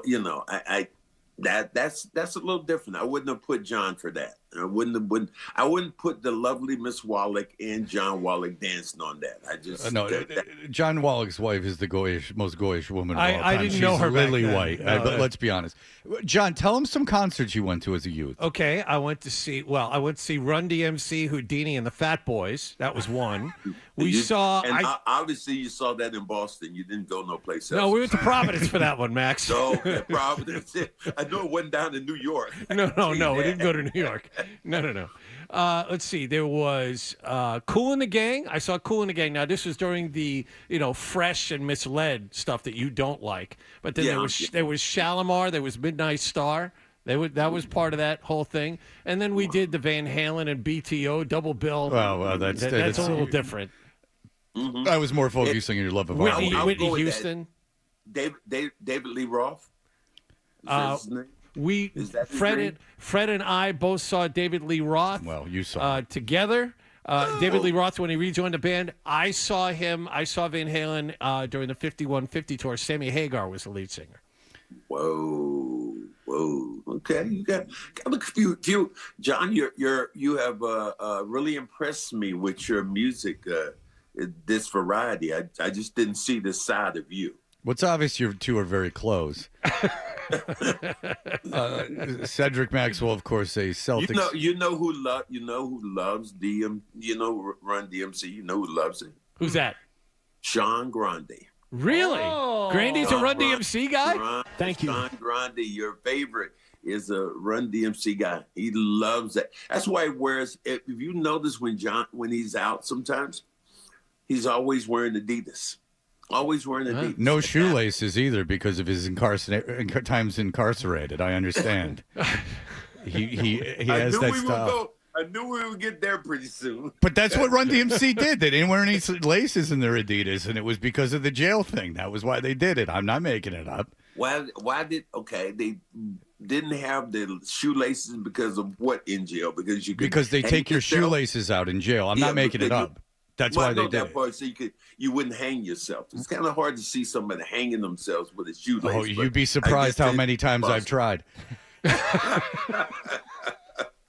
And who knew that? We don't even let him have dental floss. Who knew that Sean Grande was such a culture vulture, appropriating black culture like that? It's very offensive. I didn't. You know what? The thing I really learned about prison was the fact I had a friend of mine who was in jail, and I sent him some artwork, some craft stuff, some crayons, and some pencils. They sent it back to me. They said this could be used as a weapon. So, oh yeah. It was just kind of shocking to me. Like, damn, I'm seeing some crayons, and crayons could be used as a weapon. Crayons? Yeah, sharpen it up. You could stab someone in the eye. Oh yeah, like all that stuff. Yeah. I mean, you got all day to sit around and think about how to make weapons out of stuff. Like, it's pretty amazing what they can do. Well, a gold-colored crayon. I just don't know how I'm sharpening that sucker up to stab somebody, but I guess it's possible. Ask Grandy. I will. We'll talk about it today on the air. Please do. Bring me up. We'll love it. That'd be great. All right, Cedric, the great Celtics great and the color analyst on the 98.5 The Sports Hub Celtics radio network. Now, okay, the style of play the Celtics are doing this year, and I know it's something that we continually go back to, but they don't seem like a great shooting team. Is that true? Yeah, well, I'd give you that. When you lose a Porzingis, when you lose Holiday, you lose all the players you lost. Yeah, you aren't. But what I think about this team is that Joe Mazzulla is going to make them play hard. And I think people are going to love Minot. Minot has played really well. He's a hustler. He's, just runs up and down the floor. He and used one of Joe's words the other day. He just plays with a certain urgency, a sense of urgency. And that's how this team is going to win games. They're not going to be more talented than some teams out here, but they're going to win because they're going to bust their ass and they're going to play hard every night. So you think Minot isn't kind of like a flash in the pan? You think he's going to be this good or something approaching this good for a long period of time? I talked to Joe about it yesterday because I saw at the game Joe jumped on him in the last game. He came off the court and Joe was all in his face yelling. And I said, man, you really impressed me by doing that because I remember Bill Fitch. One thing my coaches have always told me is that when I'm yelling at you, that means I'm concerned. That means you can get better. Bill Fish used to tell me all the time, he said, he looked at me in the eyes and he told me this. He said, you might be the dumbest player I've ever had in my life. And then I looked back at him. I looked at the other guys. I said, no, I can't be dumber than these guys. Who are you referring to, Max? So the whole group, everybody except Larry. Kevin used to get it all the time. Kevin and Robert. Minot. And when I was talking to him about it, he said he thinks he's going to be really good because he gets it. He's coachable. He plays hard and he plays with emotion. And that's one thing that Boston fans have always loved, players who play with emotion, not robots who get out. That's what was so, I think, contagious about Kevin Garnett. The fact that you could see the raw emotion on his face. Now, I'm not saying he's Kevin Garnett, but I'm saying emotionally, when you see him out there making plays and pumping his fist, that's something you don't see a lot of times with players, because sometimes I think players are too cool for school and they don't show you that side. I would like to see more of that from Jaylen Brown. You know, the emotion of pumping his fist and getting people up, but that's not his style. Okay, but when I mentioned shooting earlier, it's like when you watch these games and you see the style of play, and look, we're going to talk about it, I guess, for as long as Missoula's coach, but you see the amount of threes that they put up and the problems that can put them in. Are you of the opinion that maybe they should change philosophy a little bit, even tweak philosophy a little bit? Well, I think they have tweaked philosophy a little bit, because I don't think that you don't have the volume of shooters to shoot it that way. I think if you look at Peyton Pritchard, if you look at Derek White, you look at what they're shooting right now from the three-point line. They're not shooting well at all. Derek White, who's been unconscious here, the first game he was unreal. But in the last 2.5 weeks, 3 weeks, whatever it's been, he hasn't shot it well. Now, is that because of the talent level around him has changed? Because when you think Derek White and you look at those 4 other guys he was playing with, he was more wide open. Now the defense is starting to focus on Derek White and on Peyton Pritchard a lot more. And their shots, the ones they've gotten, haven't been as good, or they've been contested a lot more this year. Yeah, I don't know that I see the philosophy change. I mean, just the other night against Utah, they attempted 51 3-pointers. And Pritchard, tried for 11 of them that night. I mean, maybe, and I think there's probably been an emphasis on rebounding and defense more so in the past. But in terms of the 3-point shooting, I'm going to have to see it a little bit more before I believe that the actual philosophy has changed.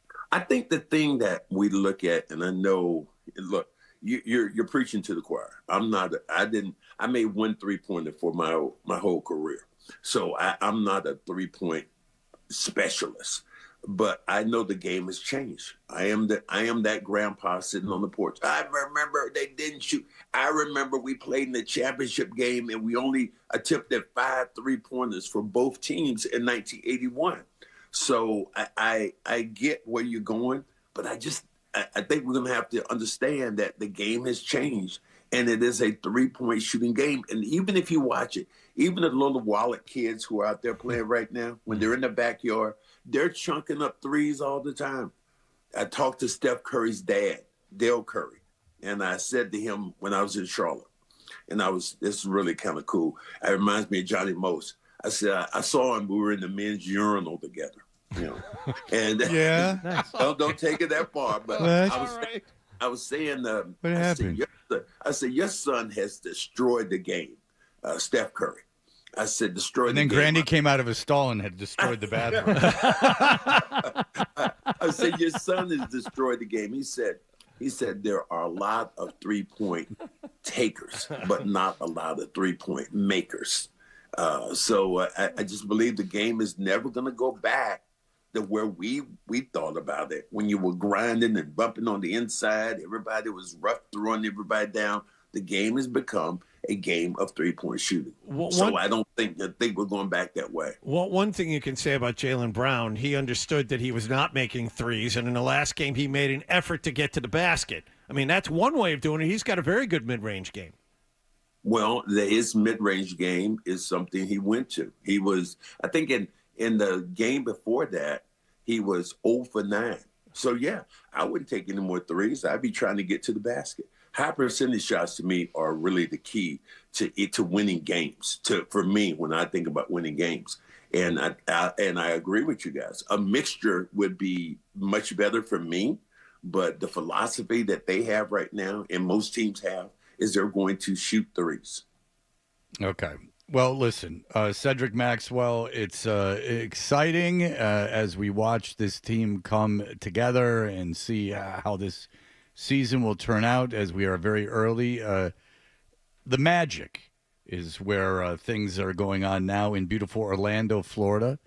Yes. If you want to tour the campus of Rollins College, my alma mater, feel free. It's very close. Excuse me, I'm sorry. I'm out here at the Four Seasons right now, and I'm thinking about the Disney property. I'll be here for the next 4 days, and in John's for John Wallet, I'm thinking about going outside later on, and I'm gonna start doing the Running Man. Okay, Yeah. John knows how to do that dance. Yeah, but John was more of the Morris Day type, silk pajamas. and stuff. Oh, hell yeah. Oh, hell yeah. Yeah. No. Oh, yes, we are. Fred's exactly right. That's exactly what I love. Fred and I are just Jesse and Jerome to Wallach's Morris Day. I hold a mirror up to him every day. Yeah. You should see the. You ain't got to go home, but you got to get the hell out of here. You should have seen the scene that John would set to masturbate. The candles and the music. It was really something. I am so impressed by your black culture on this station. My God. Man, we're gonna have to give you guys a BET award for I'd like to see that. I would take it. Adam wants a pass. All right, very good. Cedric, thank you so much. We appreciate it. Thank you so much for the time. We appreciate it. There you go. Cedric doesn't think very highly of this station if he thinks the time is a very deep black reference. But what are you going to do? All right, we'll be back in just a moment. Sports Hub headlines presented by Celsius Energy Drinks. Bruins won their 5th in a row last night, 3-2 over Ottawa in overtime. Pavel Zacha, the game winner, with 5.6.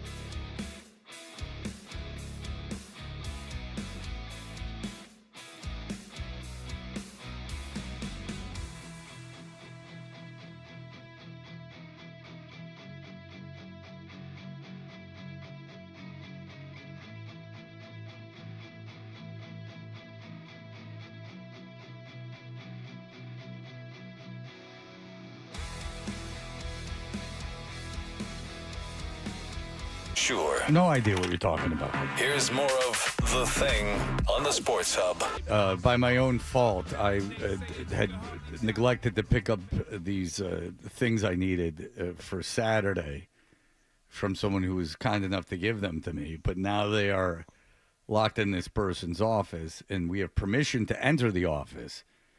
But the thing is, and Adam's very nicely helping me, but now the mystery is who comes here on a Friday. Wait, there are no engineers in the building? No, because one's at the transmitter. Yes. Okay. I've reached out to I'm reaching out to engineering and IT to see if anyone is in this morning so we can have access. Martha might also be able to come to the rescue, as she does for many of us. Martha's got to have keys. Yeah. I think she will be in later, I believe. Yeah, well, she's in charge of the office, so I'd imagine she'd be here unless she has the day off. But it is always interesting, and it's not here even. It's just everywhere. Like, who will be in?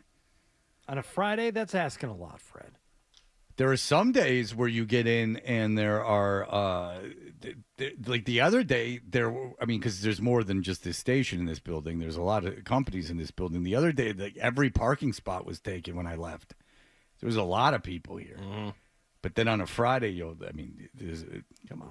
So say there's eight businesses in here, 9, 10 businesses, 8, 9, 10 businesses, 3 cars, 10 in the morning on a Friday. And by the way, the idea that people are more productive at home is complete and utter nonsense. I know so many people that work from home. I'm like around while they're working from home. They're not working. No. They're doing Zoom calls. In between those Zoom calls are naps and gym visits and everything else. See, I only have to push back on this because of my wife who works from home and probably, I don't know how many days a week, few days a week. And her main complaint about going to the office is she does less work on those days because you factor in the extra getting ready time, the driving to, driving from, and every day when I come home from work, and this is I'm not just saying this to like make her look good or to stand by her. When I walk in, I go upstairs. She is at her desk and she is working. She won't even make love to you. No, God, no. Because I know how horny you get after the show. You're always aroused. Visibly aroused. So, you too? No. Oh, God, that's... I'm dead down there. No, not me. That's when I get all the juices flowing here, and then I need a release. None to be had. Not in the middle of the workday. I mean, Hardy's pacing around with an erection just constantly after there. After the 9:20 break. Yeah. Perhaps your wife is an outlier. I don't doubt that she works very hard from home. She hustles for her business. Yeah. But I think that might be an outlier. Just from my own experiences, just seeing it. So it's not like I haven't seen 100 people. The people I see. And I've even had people admit to me. They're like, there's a reason you don't want to go in. It's because when you're in, there are eyes on you. And I don't doubt people do work, but it's just in the time where there's really, you could be doing work and not be doing work. You're certainly not doing work. I think it's also for her, it's like the lack of distractions. You go into the office, there's people walking around talking to you and, how about this? How about we go out to lunch? Bothering her. If I'm at home, if she's at home, she'll take a 10-minute lunch break, go downstairs, have lunch, and then go back up. That's it. Well, I'll tell you this. I think those distractions in the office, and they're being proven over and over again. In fact, I just read something in the New York Times about it. Oh, the failing New York Times. Tell me what you learned. Yeah, that liberal rag. Yeah. Mm-hmm. Well, this was very political. It had a lot of slights towards a lot of big podcasters, isn't it? No, it was that they're finding that this lack of interactions at work and the lack of what the team building and camaraderie that all that has is having a very negative effect on corporate culture. That's all. That's all I'm saying. Yeah. I do think that there is, with being around people day in and day out, and I know this from watching The Office, some people get married Some people get married at the last episode. Some people have affairs, though. It's all part of this crazy trip around the sun. All right. You know, I mean, that's what it's all about. But but we got our fingers crossed that that someone will come into work. That's the fingers are crossed. Someone be here by 10. And again, I started this by saying it's all entirely my fault for not doing this earlier in the week. It's entirely my fault. And if I don't get it, it's not the end of the world, and it's no big deal.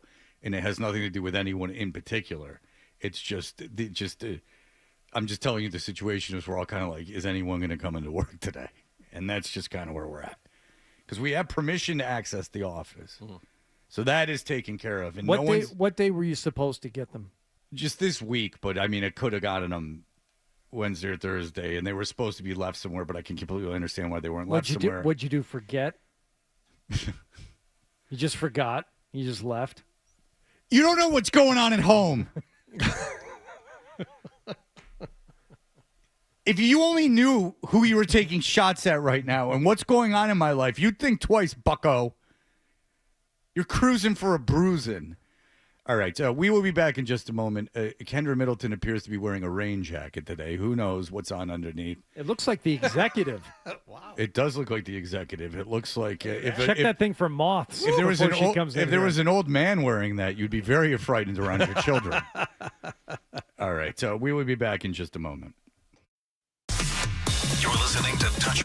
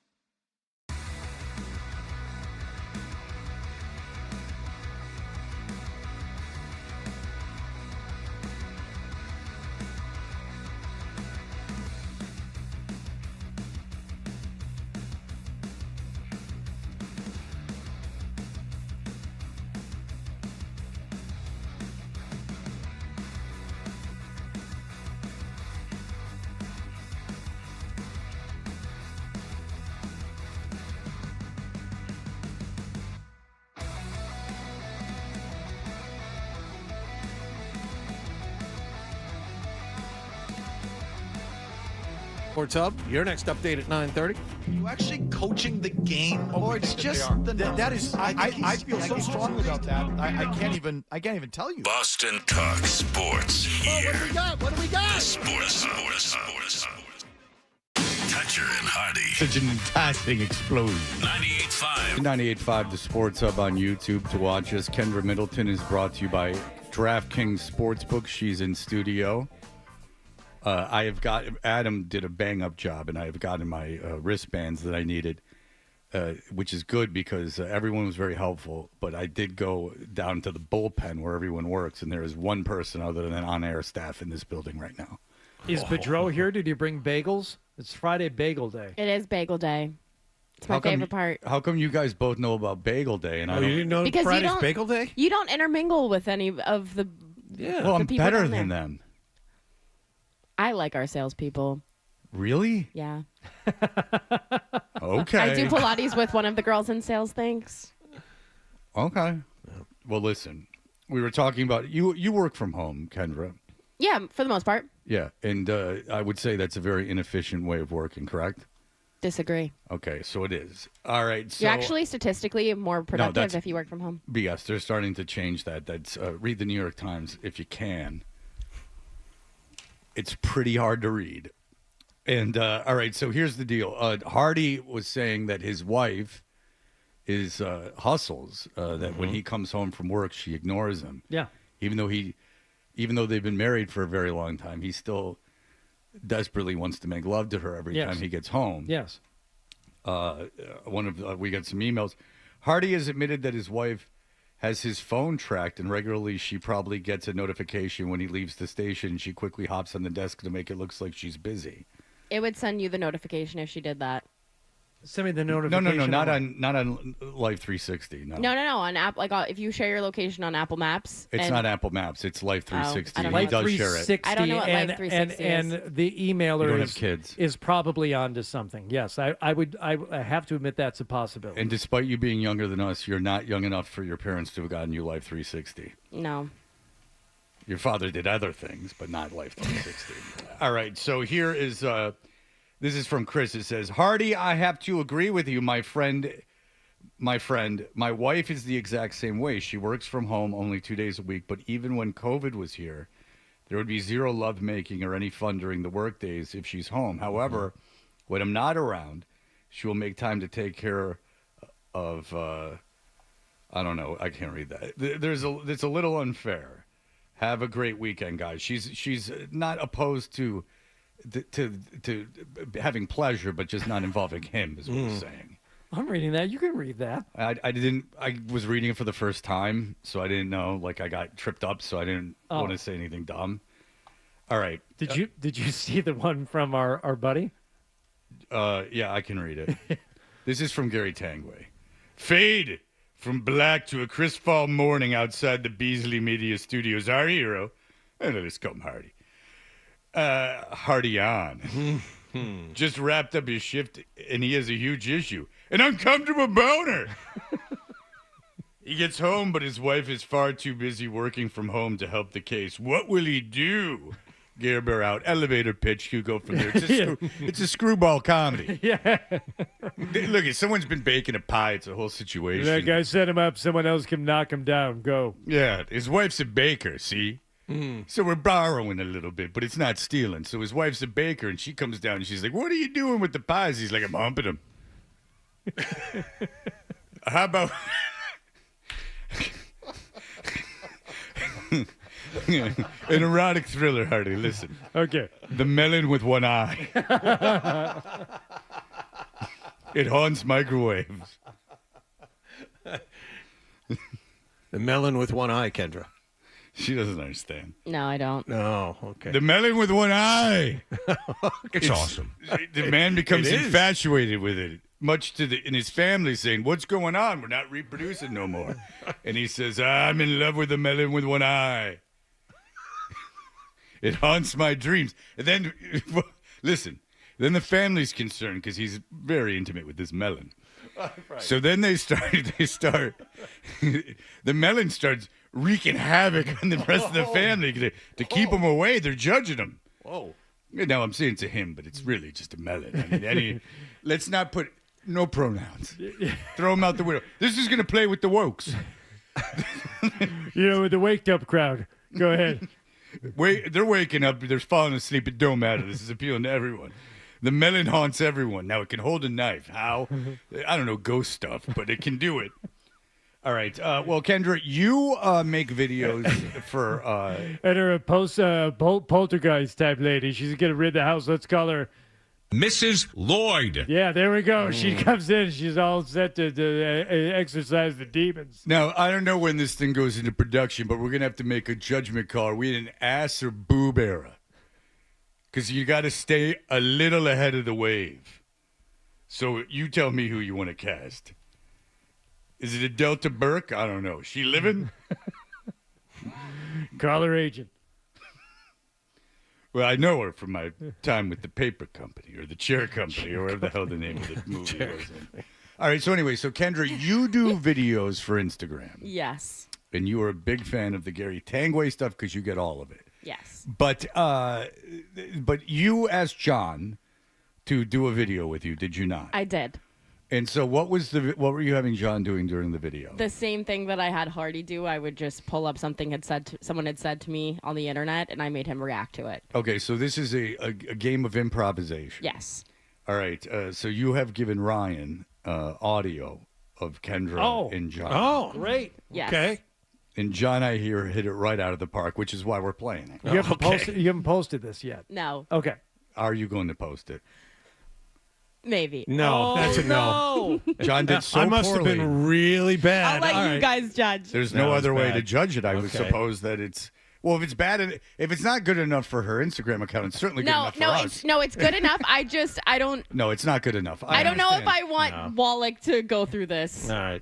Why? Because your people are not going to like him. No, I think people will. Yeah, I think people will bully Wallach. Okay. And I love Wallach. I He's don't want used to that it. to happen. Yeah, I know. What do you don't think he's developed some kind of thick skin? I mean, he went to high school. I mean, look at him. All right, here we go. They look exactly the same. So you set this up. So you're pulling up like I had 7 or 8 screenshots to do, but obviously the videos can only be so long.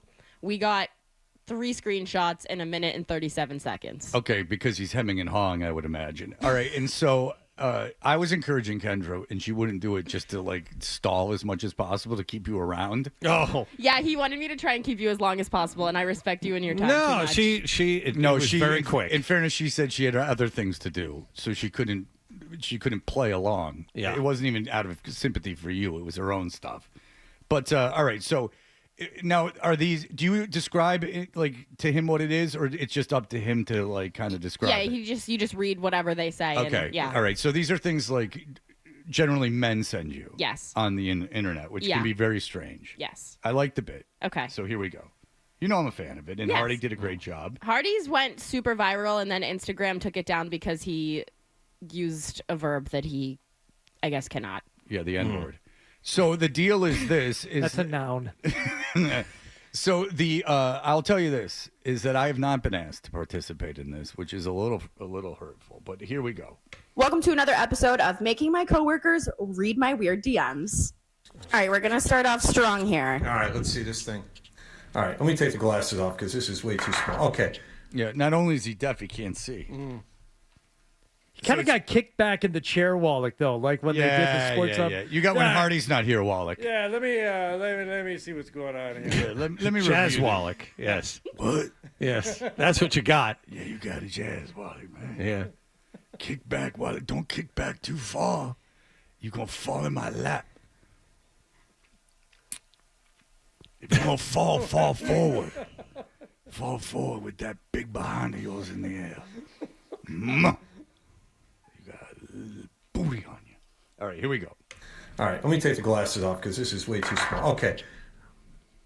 Afternoon, Kendra was wondering if you'd be interested in meeting my wife. Well, that sounds like a pleasant evening for 3. That sounds like a really good idea. I say go meet his wife. I'm sure nothing bad will happen. Go do that. Is that you, like, hyperventilating how bad it is? No. Okay. I thought you were having a put reaction. The microphone like on his collar. Well, you know, he does radio. Yes. It's not up to him to do this. They want a threesome. Should I still meet up with them? Oh, absolutely. You never know. You might get a free meal out of it. This is his real account. Oh, really? Yes. Smart move. Smooth move, X-Lax. Nice job. Oh, John. That's a good line. Smart move, X-Lax. Smooth move. I thought he said smart move. Smooth. Oh, so you did it correctly. Yes. He has got the 80s guide to comedy in front of him. Oh, no. Okay. Here's. Yeah, you can tell. Why is he breathing so heavily, Kendra? Why are you breathing so hard? I don't sound know of the answer. flop sweat. I was super nervous. That's what it was. No, because your casual tone belies your... I don't know. The microphone was too close. Yeah, but you still don't breathe that hard. Like, the microphone's right in front of my face. Yeah. I'm breathing, I can assure you. I'm not going... Is the breathing happening while I'm speaking? That's what it sounds like. I wish you just stop breathing. There it is. Hello, now you got one. All right, here we go. Okay. Here's the next one. I said, you guys, what if I got a frog? And he says, Oh, Mr. Sensitive. This is a guy you take home to your parents. Hello. Check, please.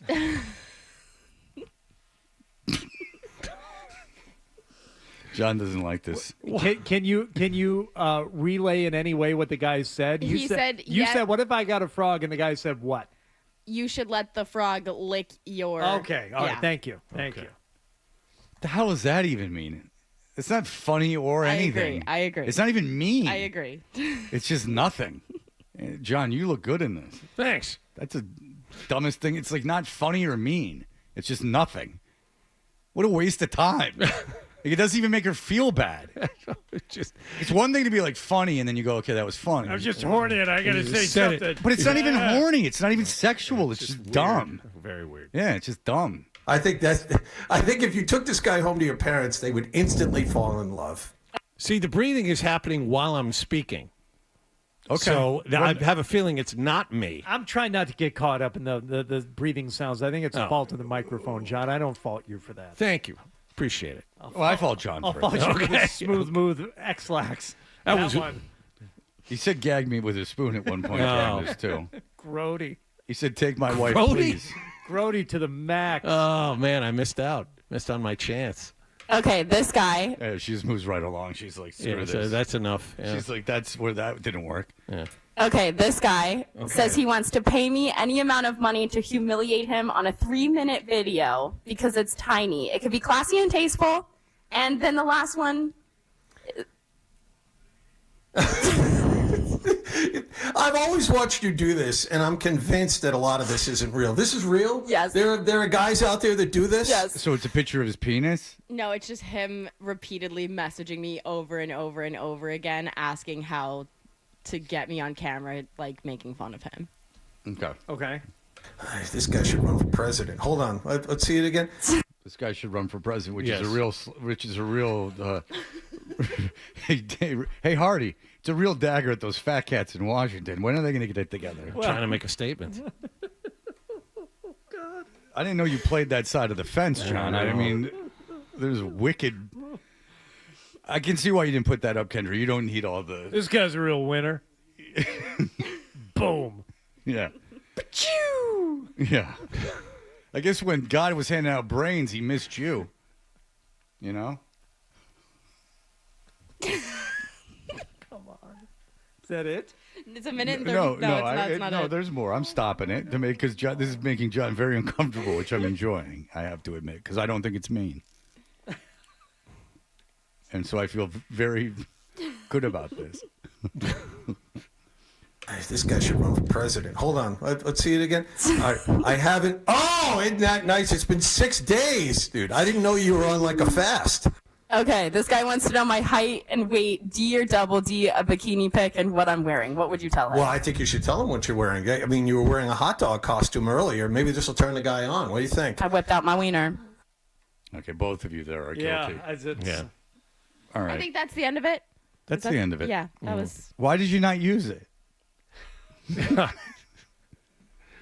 I think she saved me there. Thank you. Have you asked anyone else besides Hardy and John?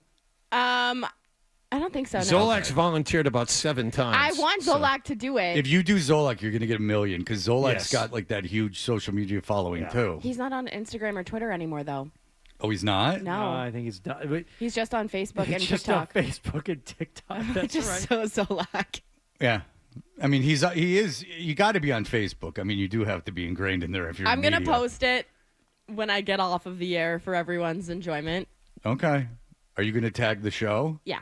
Okay. There you go. I want Zolak to do it. It's a tough assignment. It Yeah, you is it. aced You crushed it, You crushed it. You made it and we look were in and easy. out in 3 minutes. Did a great job. You know, I would excel at this segment. I know. I just don't want to give you the satisfaction. Okay, because you know I would. I would do very well, I know. and it would be very funny. Is there anything that you're bad at? I guess Picking up wristbands. I'll let that Remembering slide. I'll let things. that slide, buddy, because you got those for me, pal. I love Adam, by the way. We're very you, good buddy. friends. Love you, buddy. All right, here's the deal. What am I bad at? I guess, spreading hate. I don't know. I don't know something. Judging. I'll put it up during this commercial. Okay. Now I want to see. Why have you not asked me to do this? It is fascinating to Just me. because you get offended and it kind of makes me laugh. Well, I've never been offended by it before. No, but it grinds your gears. But this is the first time I've ever mentioned it. No, you've asked me before. When I did it with Hardy. I don't recall that. But I could understand doing it with Hardy. But then you slumped All it right, down how to about John. everybody in the building has to do one with me now? Okay, well, that's not the point. I just don't know why you didn't ask me Imagine to do me it. getting Rick Radzik to do this. Oh, boy. Okay, uncomfortable with this. Kendra, this is referring Oh boy, this is talking about your hee hoo de boo. Oh no. Oh boy, that's where babies come out. I'm flop sweating over here. All right, thank you, Kendra. That's it for Kendra. No, Kendra's been on fire recently with her picks. I was in here first thing Monday morning singing your praises. 4 for 4 on the picks you gave out on the show last week. I bet them all. Cash, cash, cash, cash. Here we go. And I stopped betting No altogether. pressure. Yeah, I know. I hit the Raiders I'm gonna last let night, it and I ride. feel, and now I'm scared. Now we're gonna let it ride. No, you're doing very well. I mean, Yeah, but you know that fall from grace is always like that's just how gambling comes. no, I understand, and that's why I'm not gonna even gamble because I'm just gonna put the House always wins. Yeah. I'm gonna I'm gonna put the mojo on you. I'm gonna put the negative mojo on you if I bet on your picks. Okay. I want you to keep You're the having mush. success. I'm the mush. Yeah, that's the name I couldn't think of. All right, Kendra's with us. We'll be back in just a moment.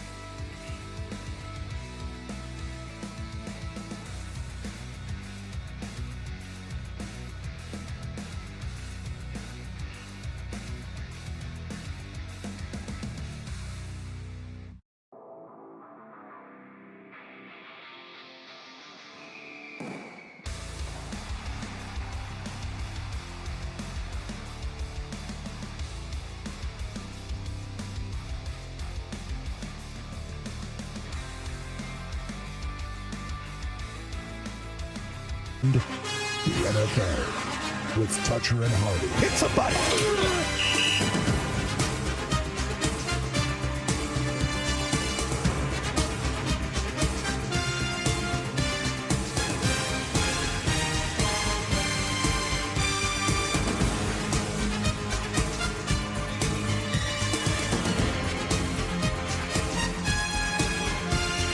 Hey, we're Toucher and Hardy, and as we said, Kendra Middleton has been on a bit of a heater.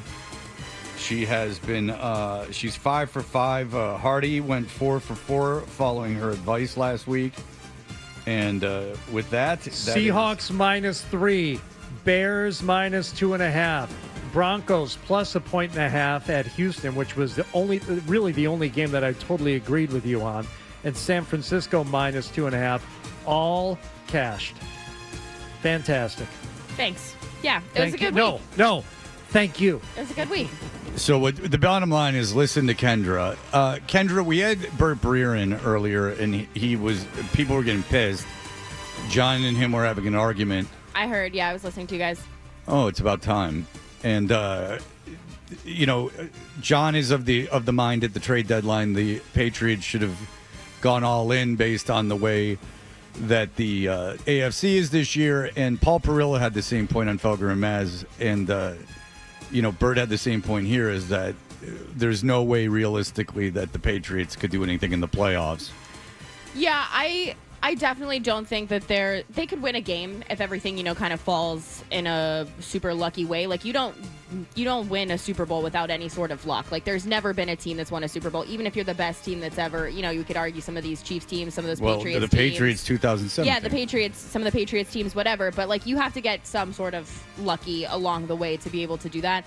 I think the Patriots could win a playoff game, but there's no way they're winning the Super Bowl this year. I am in the camp that they should have done something to get better.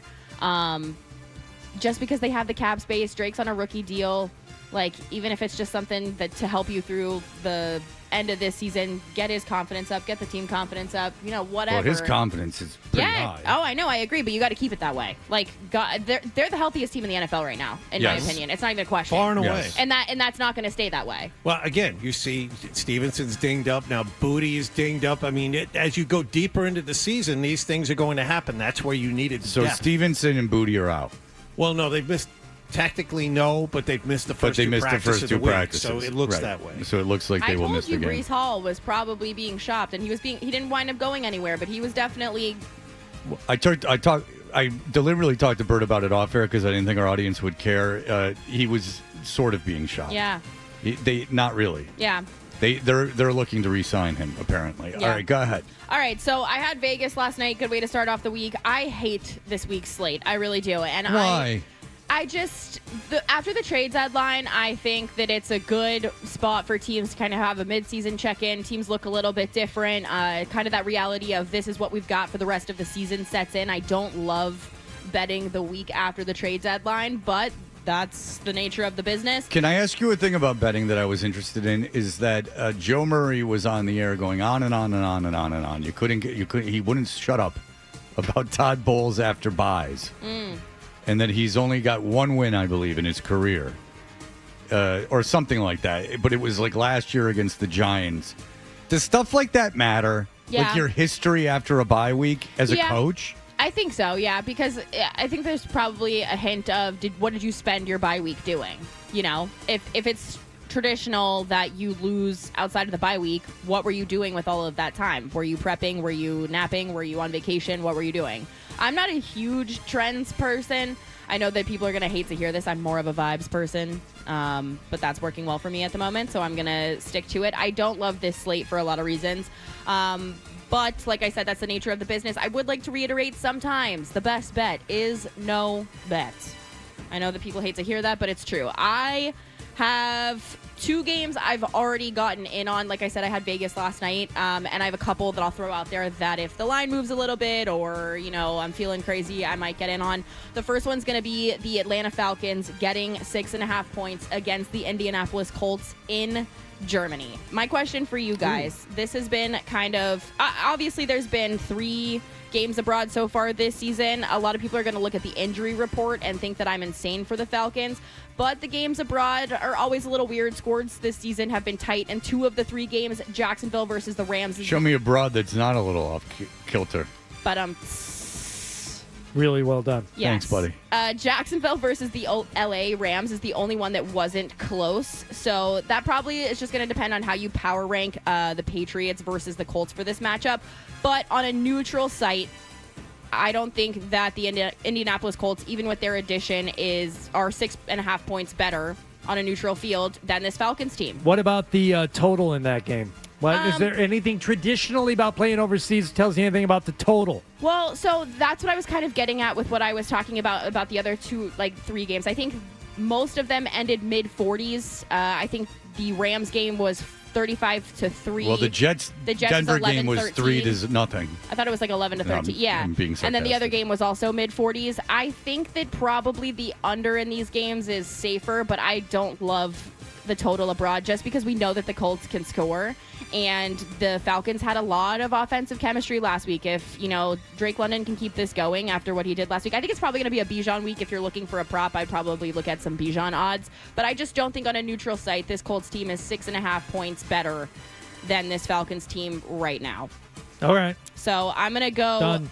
I'm going to go with Atlanta. The other game I'm looking at is Baltimore -3.5. This number's been moving around a little bit the last, 16 hours or so. They're back. They're healthy. They want to win, and they need to win with statements, I think, for people to consider them a serious threat after how the beginning of their season went, even with the injuries. The J.J. McCarthy overreactions, he's basically a few weeks into a rookie season, and their defense has not been great. They let up a decent amount of points to good and to bad teams. There's really no consistency with the points they let up. They do let up points. And I'm more of a Ravens comeback story leaner, and I think the Vikings are probably being pretty overvalued. I think they're a pretty mid team in the NFL right now. Okay, what if, say, it weren't 3.5 and it were 4.5, hypothetically? Ooh. I don't think I can get to 4.5. It was 3.5 when I made these notes last night. It was between 3.5 and 4. Yeah. If the 4 comes back, I would probably hop on the 4. I did last. Hold on, I can tell you. I hopped on a few 4s in my day. I can tell you what books have what right now. What do you use, Hardy? Thanks. What's your book of choice? There's 4s available. It's a special jitterbug book.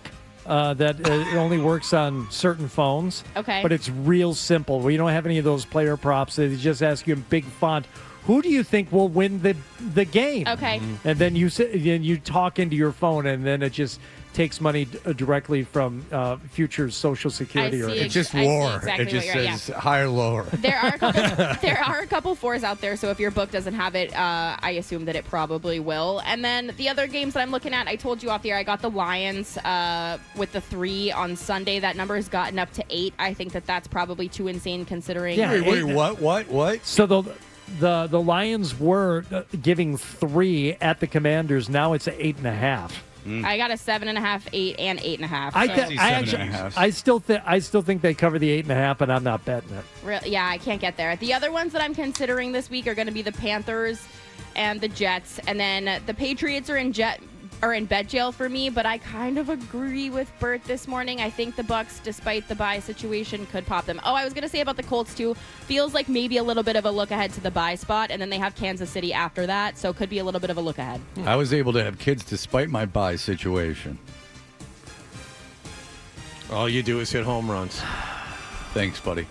Sometimes I'm not even swinging for the fences. The wind takes them. Pow! Gone. Yep. Sometimes I don't even know my own strength. I tell you what. These are the kinds of things, Kendra, you could be getting on your Instagram account should you use me. She's fine. She's fine with that cup in front of her that I gave her. You want to record one next Friday? You want to stay for 10 minutes? There you go. No. I have to go pick up my dog today because... I'm not asking. I'm just was curious why you never asked me. They're inspecting my apartment, so I took him to someone's house so he wouldn't get scared. What are they inspecting? With their murder? They're appraising it. Oh. Yeah. Okay, Hardy, anything else?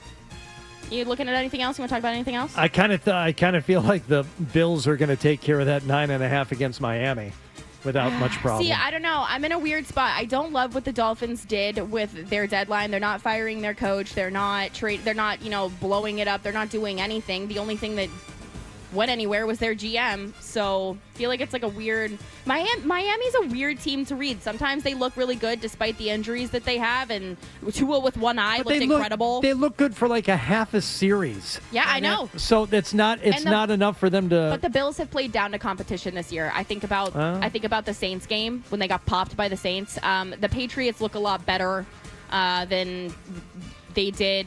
Right. And then you don't look the back at that Falcons too. as. Yeah, and the Falcons. So like I don't think the Bills cover these big numbers this year.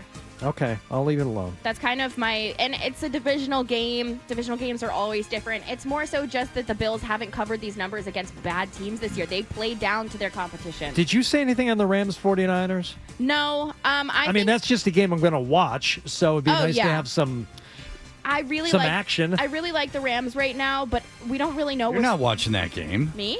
No, Hardy's not watching that game. Well, I'll be watching it in conjunction with the Lions Commanders. I worry about the quarterback situation for the 49ers. Split screen, baby! You finally a Lions team that is competing every year, and you can't be bothered. You lock in and watch every single play of the. You never look at another game. Not while the game's on. I'll be looking in on the Rams 49ers. Yes. This game's too sharp. I think that's exactly where it should be. The Rams are kind of a juggernaut. I don't want anything to do with it, but if anything, it would be Rams or nothing for me. But that's kind of where I'm at. I think it's too sharp. You know what they used to also say was too sharp, Hardy? Dave Barry's wit. Yes. I had no clue where that was going. Well, read Parade magazine. Yeah, Get please. educated. You don't know any humor columnists from 10 years ago? 10 years? 30. Well, he's been around. Yeah. I'm sure he's still writing for something. He's Miami-based, you know.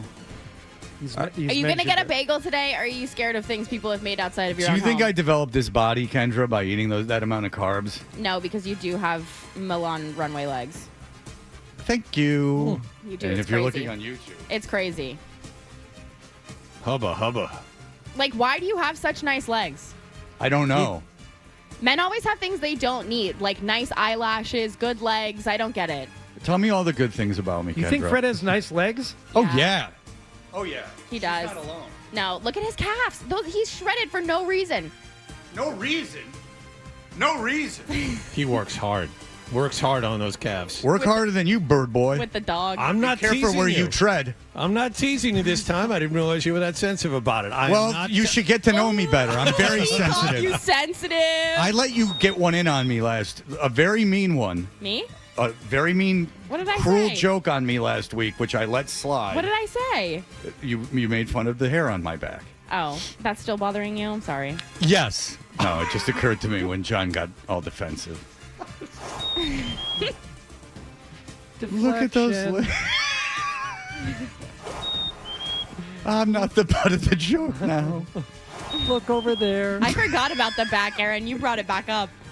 I know. It was funny. That's why I liked it. I thought you were very funny. All right, Kendra, thank you. Okay, I love you all. Good luck this weekend. All right, Kendra, and everyone loves you. How do they find you on social media and things? You can watch the video I just posted of Wallach at Kendra Middleton on Instagram. I'm at Kenny with an I on Twitter. Do not be cruel to John. He will not look at those replies. Go ahead. I will bully everyone that's mean to Wallach, personally. Well, that's really gonna stop people. Now I'm saying it. You are safe. Thank you. I can be mean. Yeah, I know. I experienced it last week. It was very cruel.